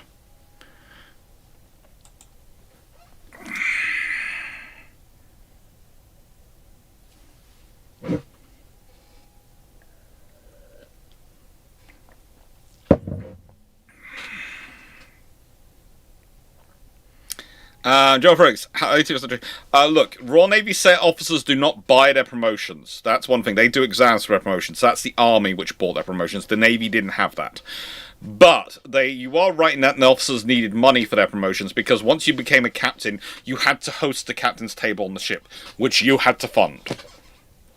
So, you needed money, but not for the reason you're thinking about it. You didn't buy your promotion, you did have to feed your officers. That's the difference in the expense, okay? You had to pay your personal steward a little bit extra than the Navy would pay him, and you had to feed your officers, and provide them with their alcohol bill. So, you are perfectly right, Joel, that naval officers needed funding. But they didn't need funding to buy their promotions. They needed funding to pay their officers' bar bill.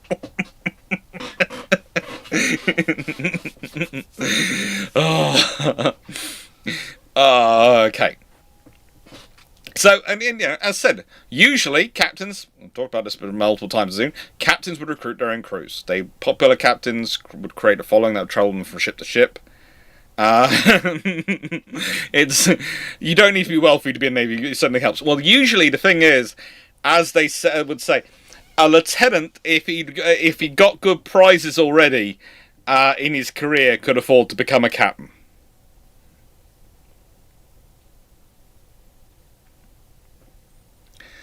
Hello, Poquino Exalto. Thank you for following the channel. You could get your own junior officers to contribute towards the bar bill. They would often contribute towards their mess, but their mess would pay for their breakfast and lunch. Okay? The officers' mess would be breakfast and lunch. And the captain, because again, the separate captain's dining area, the captain could dine alone, but that was not considered a sensible thing for the captain to do. To dine alone and have dinner alone was considered a very bad thing for morale and for training. Okay? So what do I mean by training? So think about it from the point of view of, you would have a sailing master on the ship. That's where the phrase master of the ship comes from. And that they would handle the navigation training for the young officers, for the midshipmen, and checking lieutenants also who'd passed their lieutenant's exam. Because remember, you could be a midshipman, as they could recruit midshipmen all they liked, but you couldn't become a lieutenant unless you passed the Navy's exam, because the Navy weren't letting you be in charge of a ship if you couldn't navigate. They really weren't. And a lieutenant's exam is all about navigation and tactics and some law of the sea, but it is massively navigation. Okay, and how you do, basically you would stand up in front of 3 captains usually for your exam at the various places where the Admiralty would be hosting exams, and they would quiz you with, in this scenario, X and where you've got the wind off the port bow, you've got rocks off the starboard, you've got an enemy warship chasing your stern, how do you position yourself? Now the thing is, think about it, how do you really train someone? You've got someone training the idea of how you do things in terms of the navigation. You see the military tactics in terms of the captain giving orders, but in what scenario can you get trained to actually be answered the questions of the exam? Well, this is why the captain hosts the table. Because remember what I said about the captains, if you were good at promoting people, that will look good on you. If you aren't good at it, you're bad. You do it over dinner. You have the lieutenants, you have lieutenants, you have as many of them as who aren't on watch, you have the midshipmen who aren't on watch, you have them to dinner, you sit them down, and it's a no-rank scenario. Yes, you're still the captain. Yes, everyone is still very deferential to you. But it's a no-rank scenario. You sit them down, you start chatting through. And you start talking about these things. You share stories. All those people who have experience are sharing their stories, are talking it through over dinner, and are explaining their things and their thought process. And so the captain's dinner is really also the captain's schoolroom, where the captain gets to train his young officers. Now, also, if you're a captain, what you'd normally do is also wander in the evening, and you go to various messes, especially messes of your NCOs, but also some of the messes of your sailors who've done really well. If you had a gun crew which had done really well that day, and you would say, "Oh, we have some extra food from dinner this evening. Have it, lads." Why? Okay, think about the reward system in the Navy. If you want to try and promote, you've got very limited positions you can promote them to. You'll try and promote them, but there's limitations to what you can do. There's limitations to what you can pay them. Recommending rewards, as in awards and medals, is very difficult. But giving them extra food is something you can do very easily. And it's a big thing. Because suddenly the crew are going, "So when we do well, the captain turns up with a nice turkey drumstick for us, or a bit of beef, or some pudding, maybe a tot of fancy of sherry or port." And suddenly that captain becomes the person who not only do they recruit because of what they've done and what they've given us in terms of victory, but also is the person who rewards them personally. And why do you do this? Because, again, as the captain gets promoted, remember, he's going to have to go from commanding a frigate to possibly commanding a second-rate ship of the line, or a third-rate ship of the line, or something bigger. And the crew who follow him from his command to his next ship are going to be the nucleus of the crew he builds the fleet around. He builds his ship around. And so, when you're dealing with often, and a good example again is Quillam, when he eventually goes on to command ships of the line, sometimes as much as 60% of the crew are following him from the previous ship. Okay? Think about that. He goes over from one ship, he's taking the 60% of the crew he wants. And when he becomes an admiral, and he's no longer got a ship of his own, but he's now got a squadron of them, well, guess what? What does the officer do? He has his junior officers below him. He has the officers he has brought up through patronage, and he passes on the crew to those officers he's patroned. In that time, he'll set up many lieutenants. He'll set up many officers with those crew, and now he's the captain. He's got now, let's say, the midshipmen who he trained. He's now an admiral. The midshipmen he's trained are now coming up to become captains for the first time, or maybe something like that. He's going to go, right then, please follow them. You know, these are my protégés. Go to support them. The bot isn't answering, but Paul is picking them up and taking them off Wayne. Have you read Weber's Safehold series? Not in a while. Duda, explain me Winwood. Actually, better than explaining, what when we do the community gaming night on Saturdays of Pirates of the Burning Sea. You will get a great example of Winwood then. That is far better to show you than to just explain it. Unpopular officers, unpopular officers were the ones who were usually got rid of. Unpopular officers would be a disadvantage at crewing their ships and would get issues. Again, the Royal Navy would tend to be very careful. Popular officers got new ships. Unpopular officers who couldn't recruit and had trouble recruiting for their first ship might not get another ship.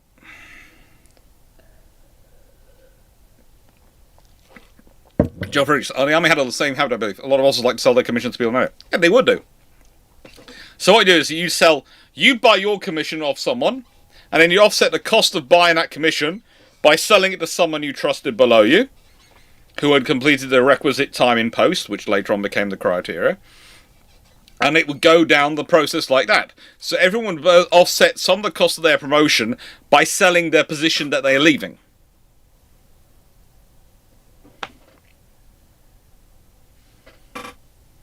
And it would go down the lines and up. It was fun.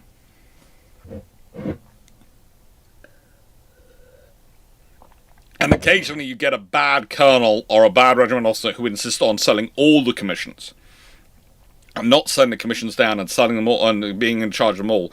And that would often create problems, which is also one of the reasons why that tends to get to be remembered as the system as it was, when it isn't. That's the system as it shouldn't have been. And that causes issues. Also, selling your commission was also kind of like your retirement fund as well. So you would sell your commission, and if you didn't want to buy the one above, or weren't eligible to buy the one above, that money from selling your commission was your retirement fund. It was your pension equivalent.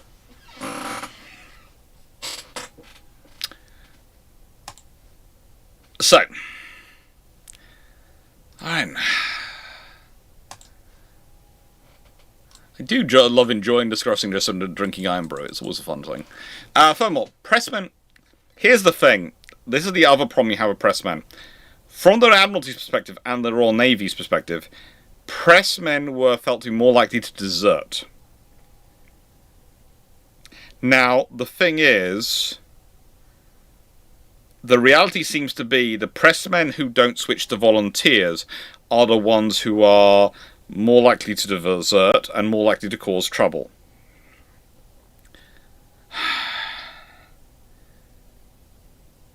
Now, the other big thing you have to remember, and this is something which does tend to, again, work up the pressed man status, was if you were in the Navy, you had protection from debt collectors. And basically, a debt collector could not come after you if you were in the Navy. So if you got into debt and were in trouble, you could join the Navy, and it could, to an extent, wipe your debts.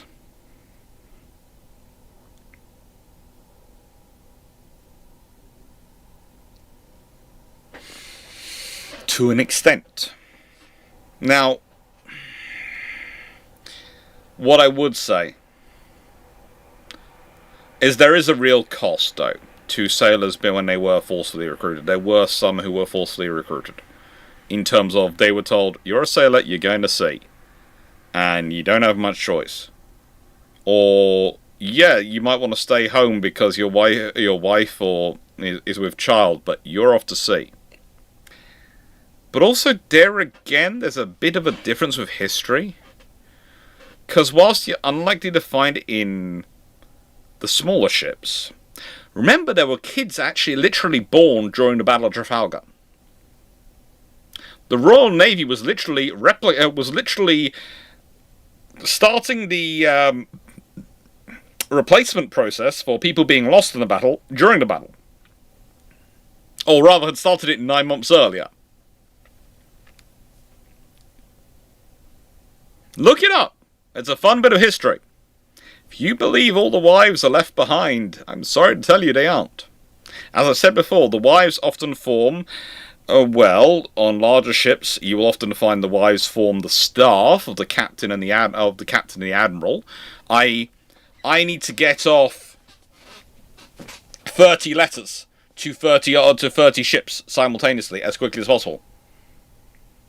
Do I handwrite them out myself? Do I have my writer handwrite them out? That's 2 people to write 30 letters as quickly as possible. Or do I have the captain's wife and daughters, or the admiral's wife and daughters, who are aboard, act as extra writers because they have beautiful penmanship, and frankly, I am probably, if you consider quite a lot of the naval officers in this time period, potentially dyslexic, certainly far more used to manual labour and command and taking leadership at sea than I am to handwriting. Which do you think is going to happen? So yeah, that's your extra staff. This is what's forgotten about those ladies.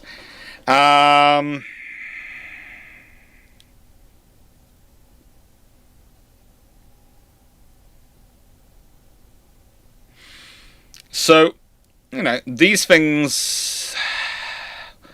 It was more of a scenario where you got, okay, you could, in a large enough ship, have a certain level of family life, have a certain level of family with you, if the captain was allowing, and the captain usually was, because usually the officers' wives were there. The NCO's wives who went along might be doing the washing, and might set themselves as the washing crew and the stitching crew and the assistants. Again, there was a lot of assistance to the medical care aboard, the nursing. So these are some of the realities you're dealing with. Again, it's not vast numbers. I'm not saying that everyone has their wife and child aboard. I'm not saying it's not like the Starship Enterprise, where you have a whole ship where we have all brought our wives and kids into the middle of unknown. We're on a single ship, 5 year on aboard a Galaxy class, single ship, going out of the unknown. We're not supported. We don't have any sustainment with us other than our own ship. Yes, we're a massive ship, but what happens if anything goes wrong? All these people are stranded. But no, we're not going to think about that. No, it is more complicated and nuanced than it was historically. Than it's historically it is assumed and often portrayed.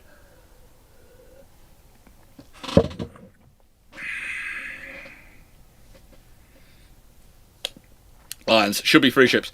Yeah, you're not wrong. We've talked about this before. Should be free ships and a store ship. We'll leave that to one side.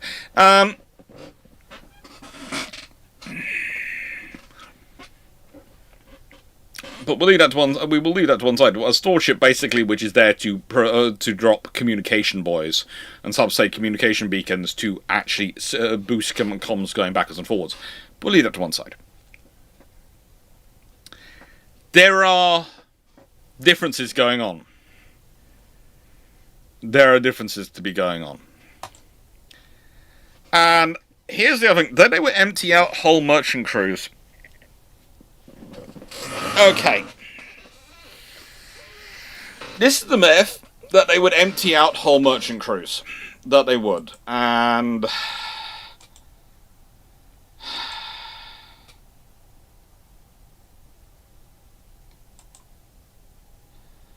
well... no.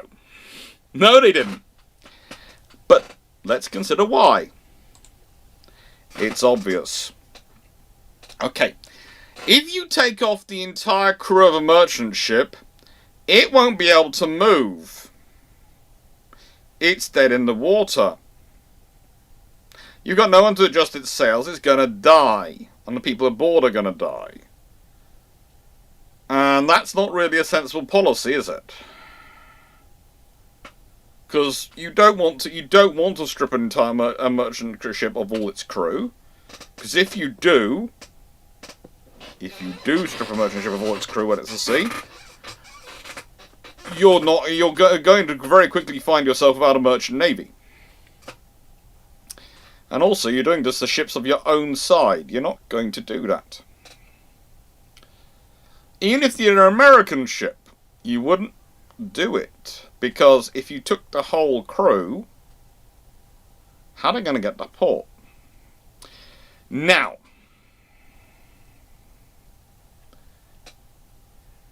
there are some interesting scenarios going on. They certainly did take some people from the ship's crews. As I said, it's a very easy place to find sailors. Where we'll find sailors? On a ship. There you go. The crews are crewed to a lower level than the Royal Navy, yes. But here's the other thing. Let's say you're a captain coming into port, and you are a captain owner, as most of the merchant ships were. So you're a partial owner of a ship, and you're a captain ship. And you know, when you come into harbour, that only if you actually get into the harbour with the crew, that only the crew which takes part in the docking, do you have completed the voyage, and you have to pay. Now, if those crew get taken off by the Royal Navy, does anyone think you get out of paying them?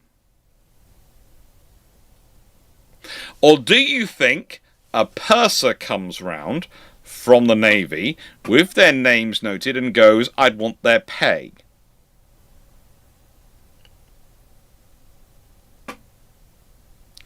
However,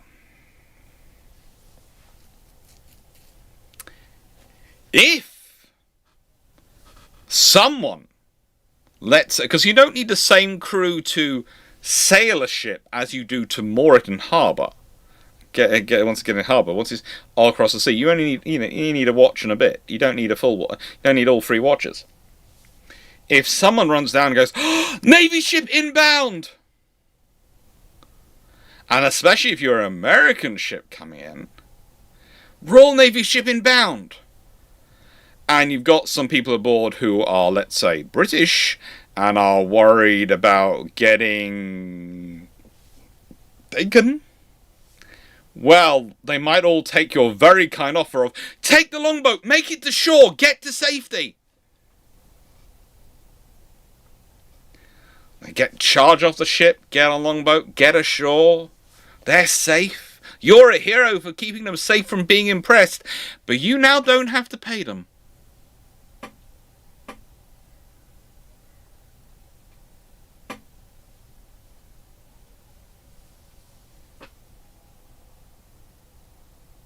Oh, and that other ship turned out to be another merchant ship. It didn't turn out to be a Royal Navy frigate. Oh, that's a shame. Now, is there some reality? Yes, there were times when a Navy ship was coming up, and the crew really did abandon to run off, and you were left with less crew, and then the Navy couldn't really impress anyone because the crew had raced away into the shallows. But there are also a fair number of times, a lot more number of times, when I'm fairly certain it was not that going on. And it's very hard to be upset with Cameron because it was an honest mistake by the lookout, not by me. I was just trying to help you lads. Sorry I can't pay you because you didn't complete the voyage.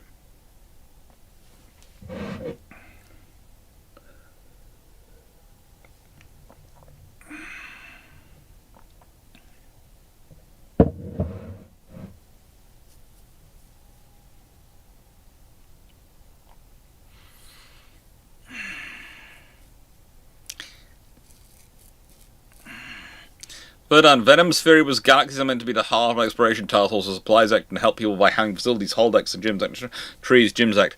But Enterprise or flagships, they couldn't do that. I do like Venom's theories, often, but I don't think realistically it's that well thought through. I think literally they wanted a large ship with a potential of a large number of disposable secondary characters, and so they built that, and then they worked out the theory behind it afterwards. And I would say that's part of the trouble you have with the Star Trek, with the Federation and the Klingons, and a lot of the fleet designs, is that a lot of the thing is done by rule of cool, and then work out what's the actual reason we have these ships afterwards. So yeah, Press Gang, the reality and the myth. There are many reasons. Many reasons they do things, but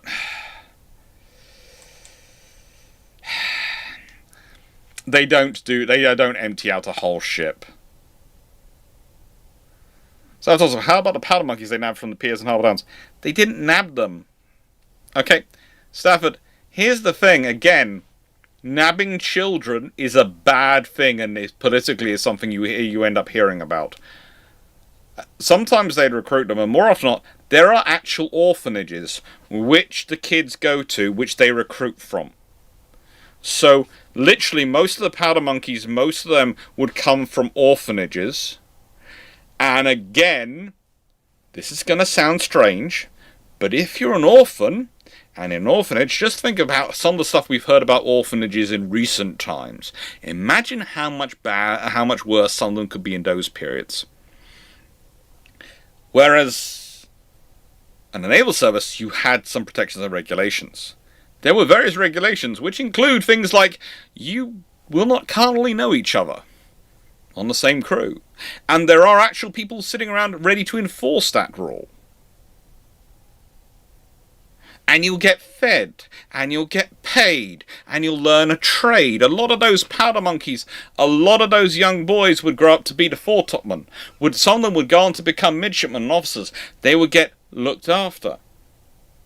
So in many ways, again, whilst there is some interesting mythology around it, the reality is rather more mundane and not as bad. The reality is, there are a lot of orphans.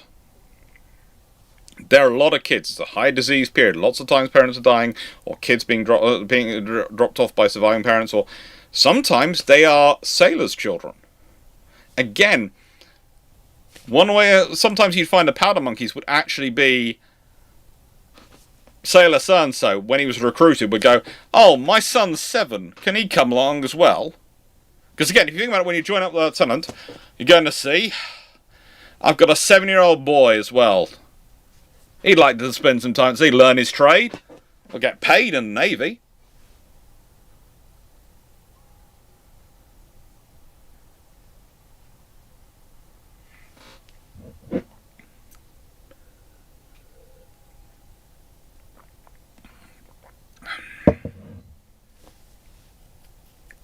I was going to say the RN is a good career, knowing what I know about orphanages. Same as drum boys join the army. Yeah, exactly the same. How likely is the appearance of non-nobles? Most of the officers in the Royal Navy weren't noble. It was not seen as always. It was very much the Royal Navy started to only become attractive to nobility after the Napoleonic Wars were over. Otherwise, before then, it was far too high a chance of being killed by the sea, by disease, by enemy action. And again, remember what I said about promotion. You have to pass your lieutenant's exam. Are you what happens to a noble family whose son fails to make lieutenant and can't pass the exam? And remember, it has to be a unanimous vote of all 3 captains. So you have to make sure all 3 captains who are on that board vote to pass him.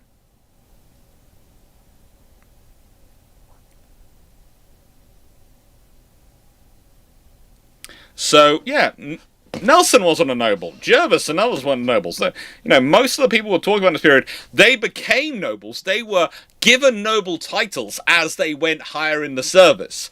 They were ennobled as they did their duty. But they did not start life as nobles. Most of the officers you're dealing with come from solidly middle-class backgrounds. The Navy is historically solidly middle-class in terms of the officers. Again, it's from families who can afford, who, in a nice way, have the kids to spare, but also, importantly, don't really have anything to lose.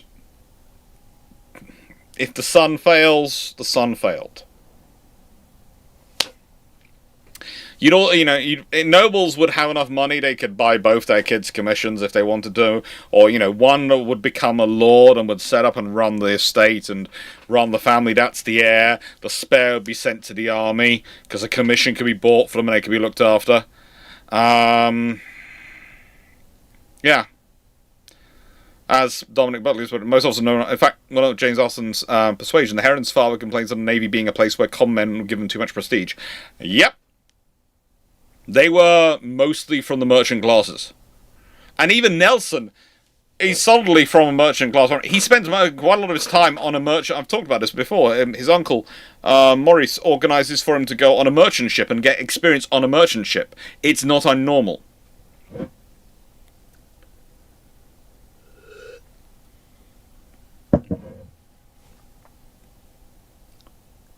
But Nelson got his uncle. Yeah, his uncle headed the board, but again, as we pointed out before, if Nelson had been terrible, his uncle would... I've done a whole video about his uncle and his uncle's brother. Basically, for Nelson to pass, Nelson had to be very good.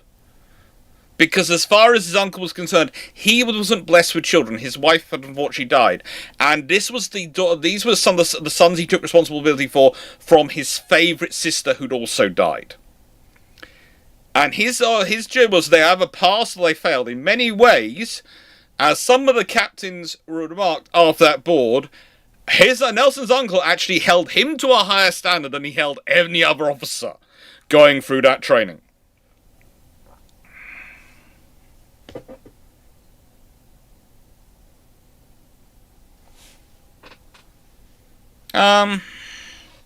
Not too uncommon in terms of midshipman Holm. I'm just checking which of the midshipman Holm is. I'm just being sure.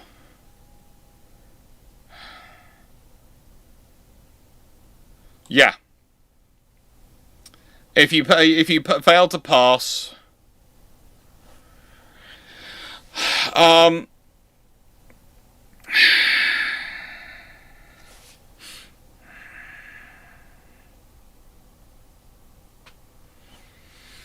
it's not usual that you would end up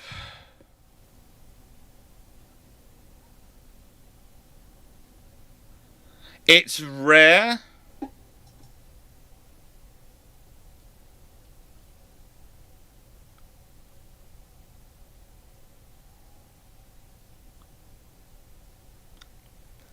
that, how do I put this politely? It's rare that you would get him still aboard the ship. If he wasn't able to be promoted, if, let's say, the Captain Jack hadn't been able to get him promoted, hadn't been able to, in a nice way, train him up to be promoted, Often a midshipman like that might be passed to the impress service, or might be found another duty ashore as a stores officer or something. In other words, would get out the way.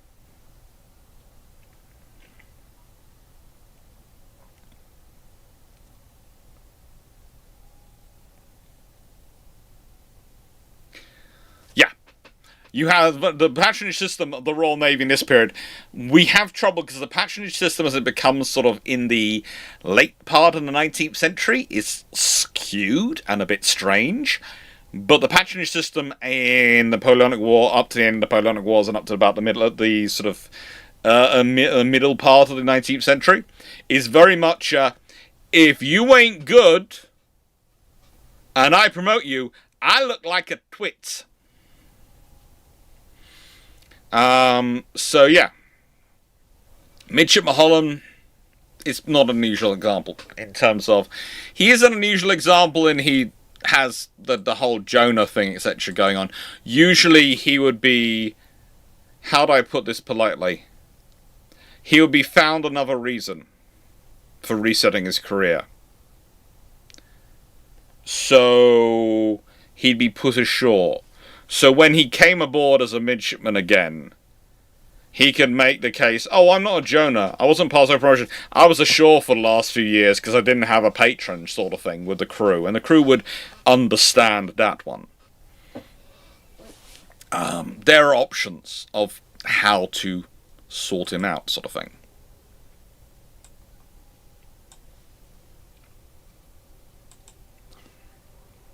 Thank you, Paul, for putting the questions in. Answer that one.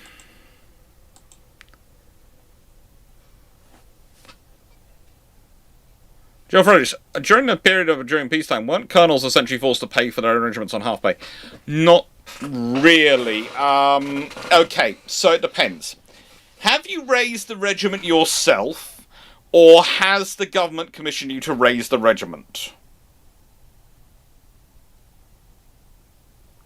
If you have raised said regiment yourself, then sorry, bucko, you're responsible for it. If the government commissioned you to raise a regiment, then that's a different matter.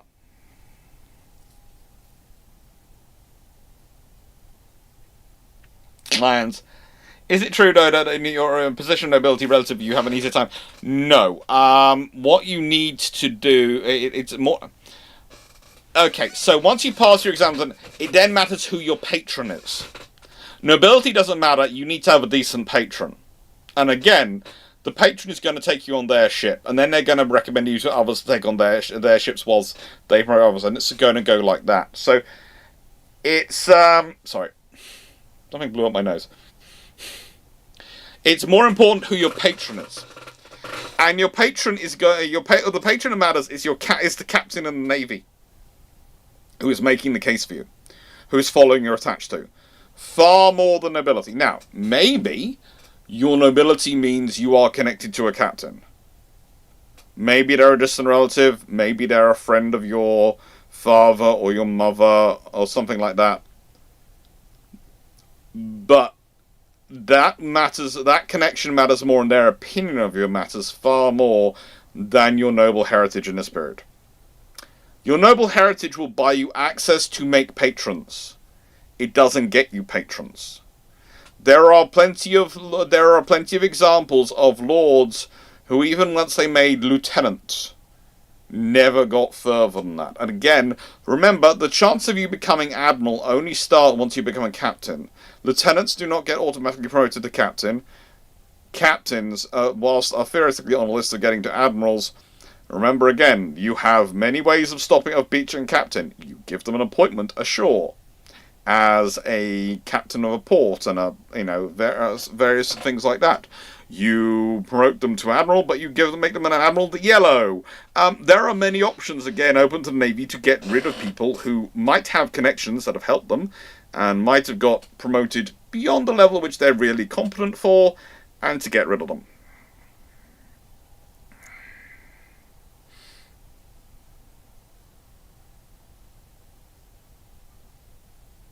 Yeah, you literally you do have to be, but that's why, in a nice way, how that's why the midshipmen are often posted as they would operate as messengers. They would also go up to the foretop, and they would act as support gun crews. So they would have all that experience. They'd act as messengers for the captain in battle. A lot of times, captains would send signals by hand signals and hand gestures, but at a certain point, smoke can get thick enough. You need to send someone in person to actually go deliver instructions in person, and so you have a midshipman as your runner. You would also have midshipmen up the foretops because you've got to have officers up there, and frankly, midshipmen are your backup officers. And it's the same with with crewing the guns, because again, how many gunnery officers are you going to have? How many lieutenants are you going to have, especially on a frigate? You're never going to have enough, so your midshipmen are going to be pushed around doing things.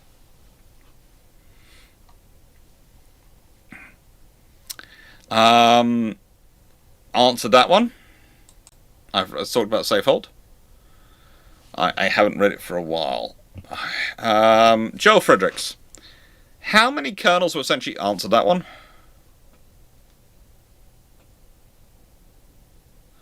How do you avoid bankruptcy as colonel or half pay in peacetime? You do not be responsible for a regiment. You do not be responsible for a regiment. So basically, you either don't have a personally raised regiment, or you do not actually have a regiment in peacetime. You decommission your regiment. You stand it down. Those are your options. So again, there are regiments which are raised for wartime only. There are regiments which are raised to, that basically you raise them, you take them to war, you bring them back, and then you go standards down, have a nice ceremony, pay off everyone, and tell them to go home.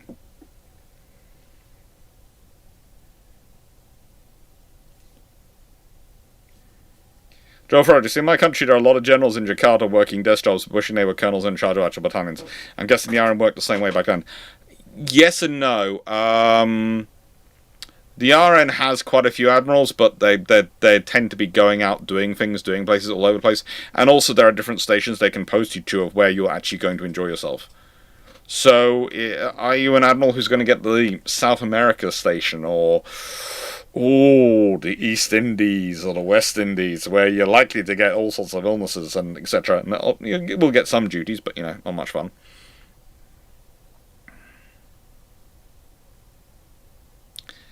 Wayne's World of Science, Andrew Hamilton Galt was the last to raise a formation. I'm not quite sure if it was actually the Princess British Light Infantry. I know that is sometimes the list out there, but there is a cavalry unit, which seems to be potentially later. There is a cavalry by one of the dukes. I forget which one it is, but there's a Duke of something's cavalry, which is probably later. But that's because it was raised and stood down and raised and stood down again. So it's a bit weird because it's more a renewed formation than a raised. It's a re-raised formation rather than a raised from new formation when it is raised the last time. So that is where the whole debate lies, because it's not a new formation, but it also was a formation which was and then raised again. I'm trying to remember which Duke's cavalry it is. I know that the only reason I know about this was I was having this conversation last week with someone who was basically giving me the whole details, and I was going, huh. There's also the fact there's the Greek gentleman who managed to, Georgios Ovarov, who buys a cruiser for the Greek Navy, and is most surprised when he doesn't get a captain her. The Greeks going, thank you for the ship. No, you do not get a commander. But I supplied her, and I am very rich. Nope. Connaught was always an infantry unit, wasn't it? Connaught's always infantry, not cavalry. But yeah, it's a fun bit.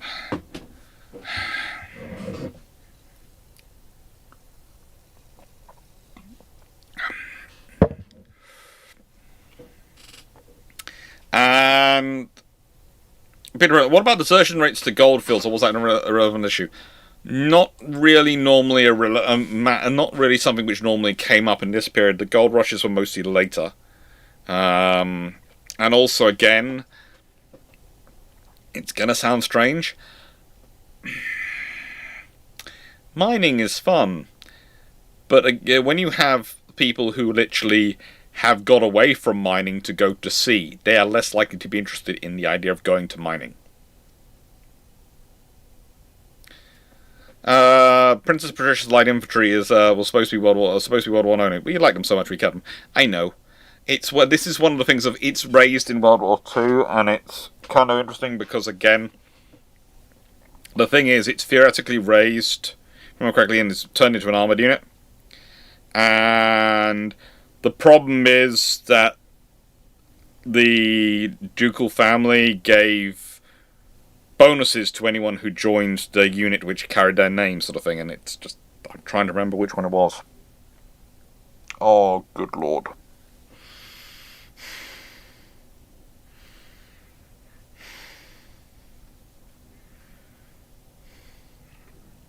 I think it's a light. Is it one of the light cavalries?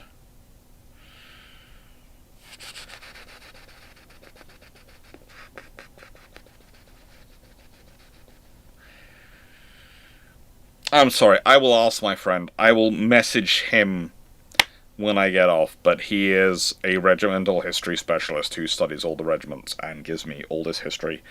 And so much of this history has actually been forgotten because it just doesn't fit the standard narrative. It's such a out there example, and so usually how do I put this politely? Okay, I don't want to use the phrase popular history, but the well-remembered sections of history fit the narrative which has become the embedded narrative. And the bits which get forgotten are the bits which are off the route, the beaten path of that narrative. Overdone. Connaught Rangers. Well, yes, they're an infantry regiment. They are. Yeah, it's fun times. Can you give examples of bad promotion choices by patrons in this period? There are a few lieutenants who proved quite terrible. They didn't really get that much higher.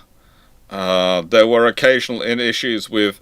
The biggest problem, the only example where you do get some noble issues is in the Royal Navy, is when you have princes of the crown decide to join a navy. Because then you do get the full problems of, this is one of the royal family, what the frigate do we do? And basically, they are managed heavily. Heavily. They are put in sections. They are given good lieutenants and good officers all around them to interpret their commands. If they prove actually to be quite good, thank the Lord lucky stars. Most of them, which ended up in the Royal Navy, did actually prove to be quite good, because most of them joined the Navy because they wanted to get away from the royal life.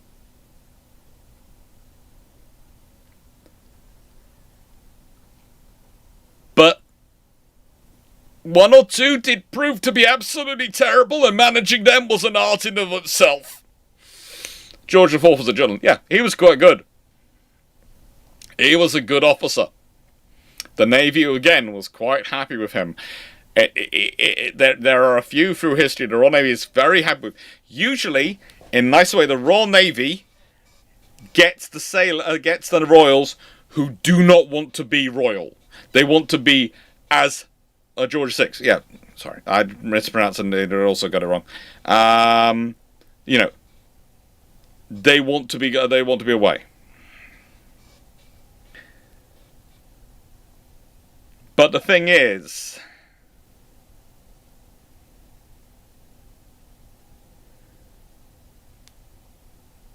George's son William. Yeah.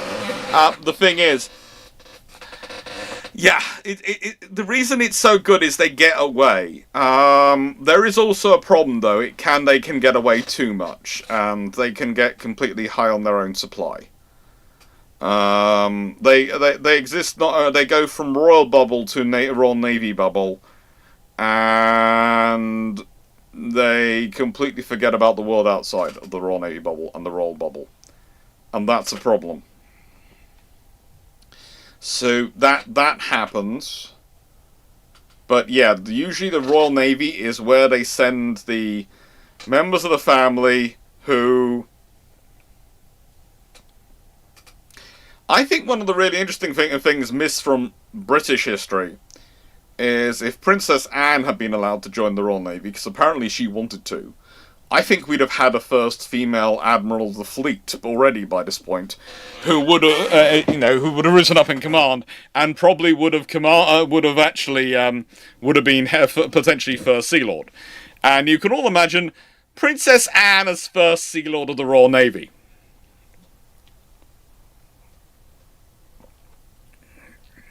Try cutting the funding for the Royal Navy with Princess Anne at its head.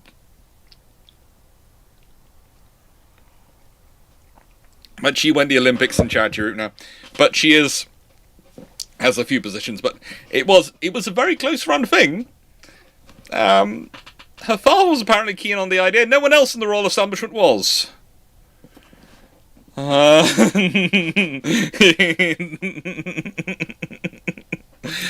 Princess Royal and First Sea Lord. That'd be an interesting meeting for anyone.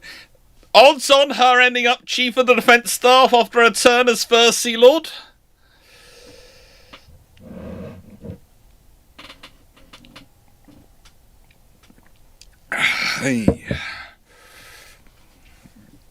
But no, it would have been...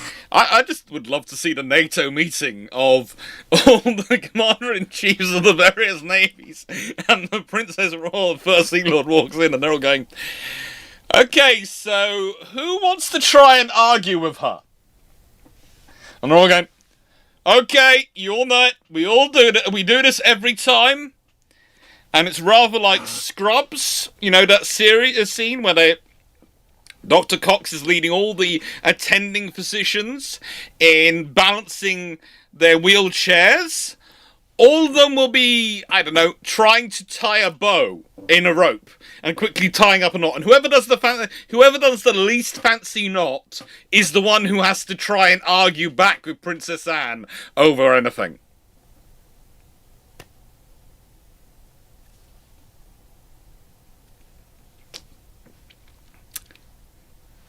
That would be a beautiful thing to see. Probably wouldn't happen like that, but that's my mental canon of if Princess Anne had actually followed that desire and joined the Royal Navy, and actually been allowed to do it, and had gone on and gone up the ranks. I had this idea that every time there's a meeting of the heads of navies, all the rest of the heads of NATO navies are busily tying little knots in rope to see who can do the nicest, or who does the least nice one, and that's the one who has to argue with Anne.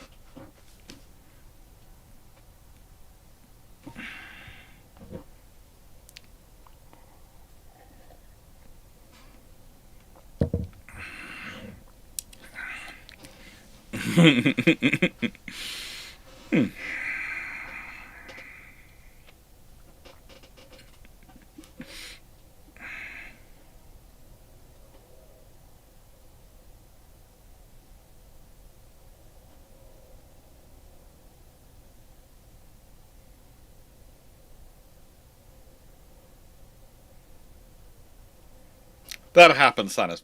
Anyway, with that being said, I think questions are finished, and I think I'm going to finish this. I'm going to disappear off for half an hour, and then I'll be back on Discord for anyone who's got questions. Prince Philip was always in the Royal Navy, not the Hellenic Navy, I think. I don't think when he was in Greece, he was old enough to be in the Navy.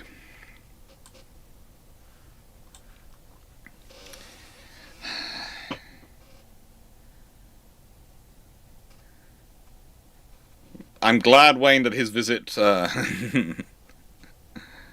visit to Idris Haida is legendary. It was supposed to be 30 minutes and ended up being 3 hours, including... Remember, our visit to... The ship-shaped cruise visit to Haida was supposed to be 1 day. I think it turned into 2 days. Possibly 3. It was fun. Philip was always Royal Navy. Yeah.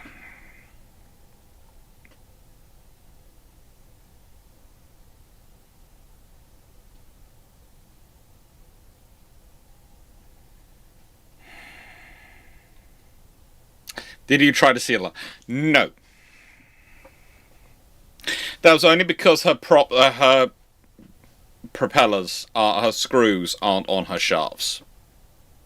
If we could have figured out how to get them back on, we'd have been taking it like anything, but they wouldn't allow us to figure that one out.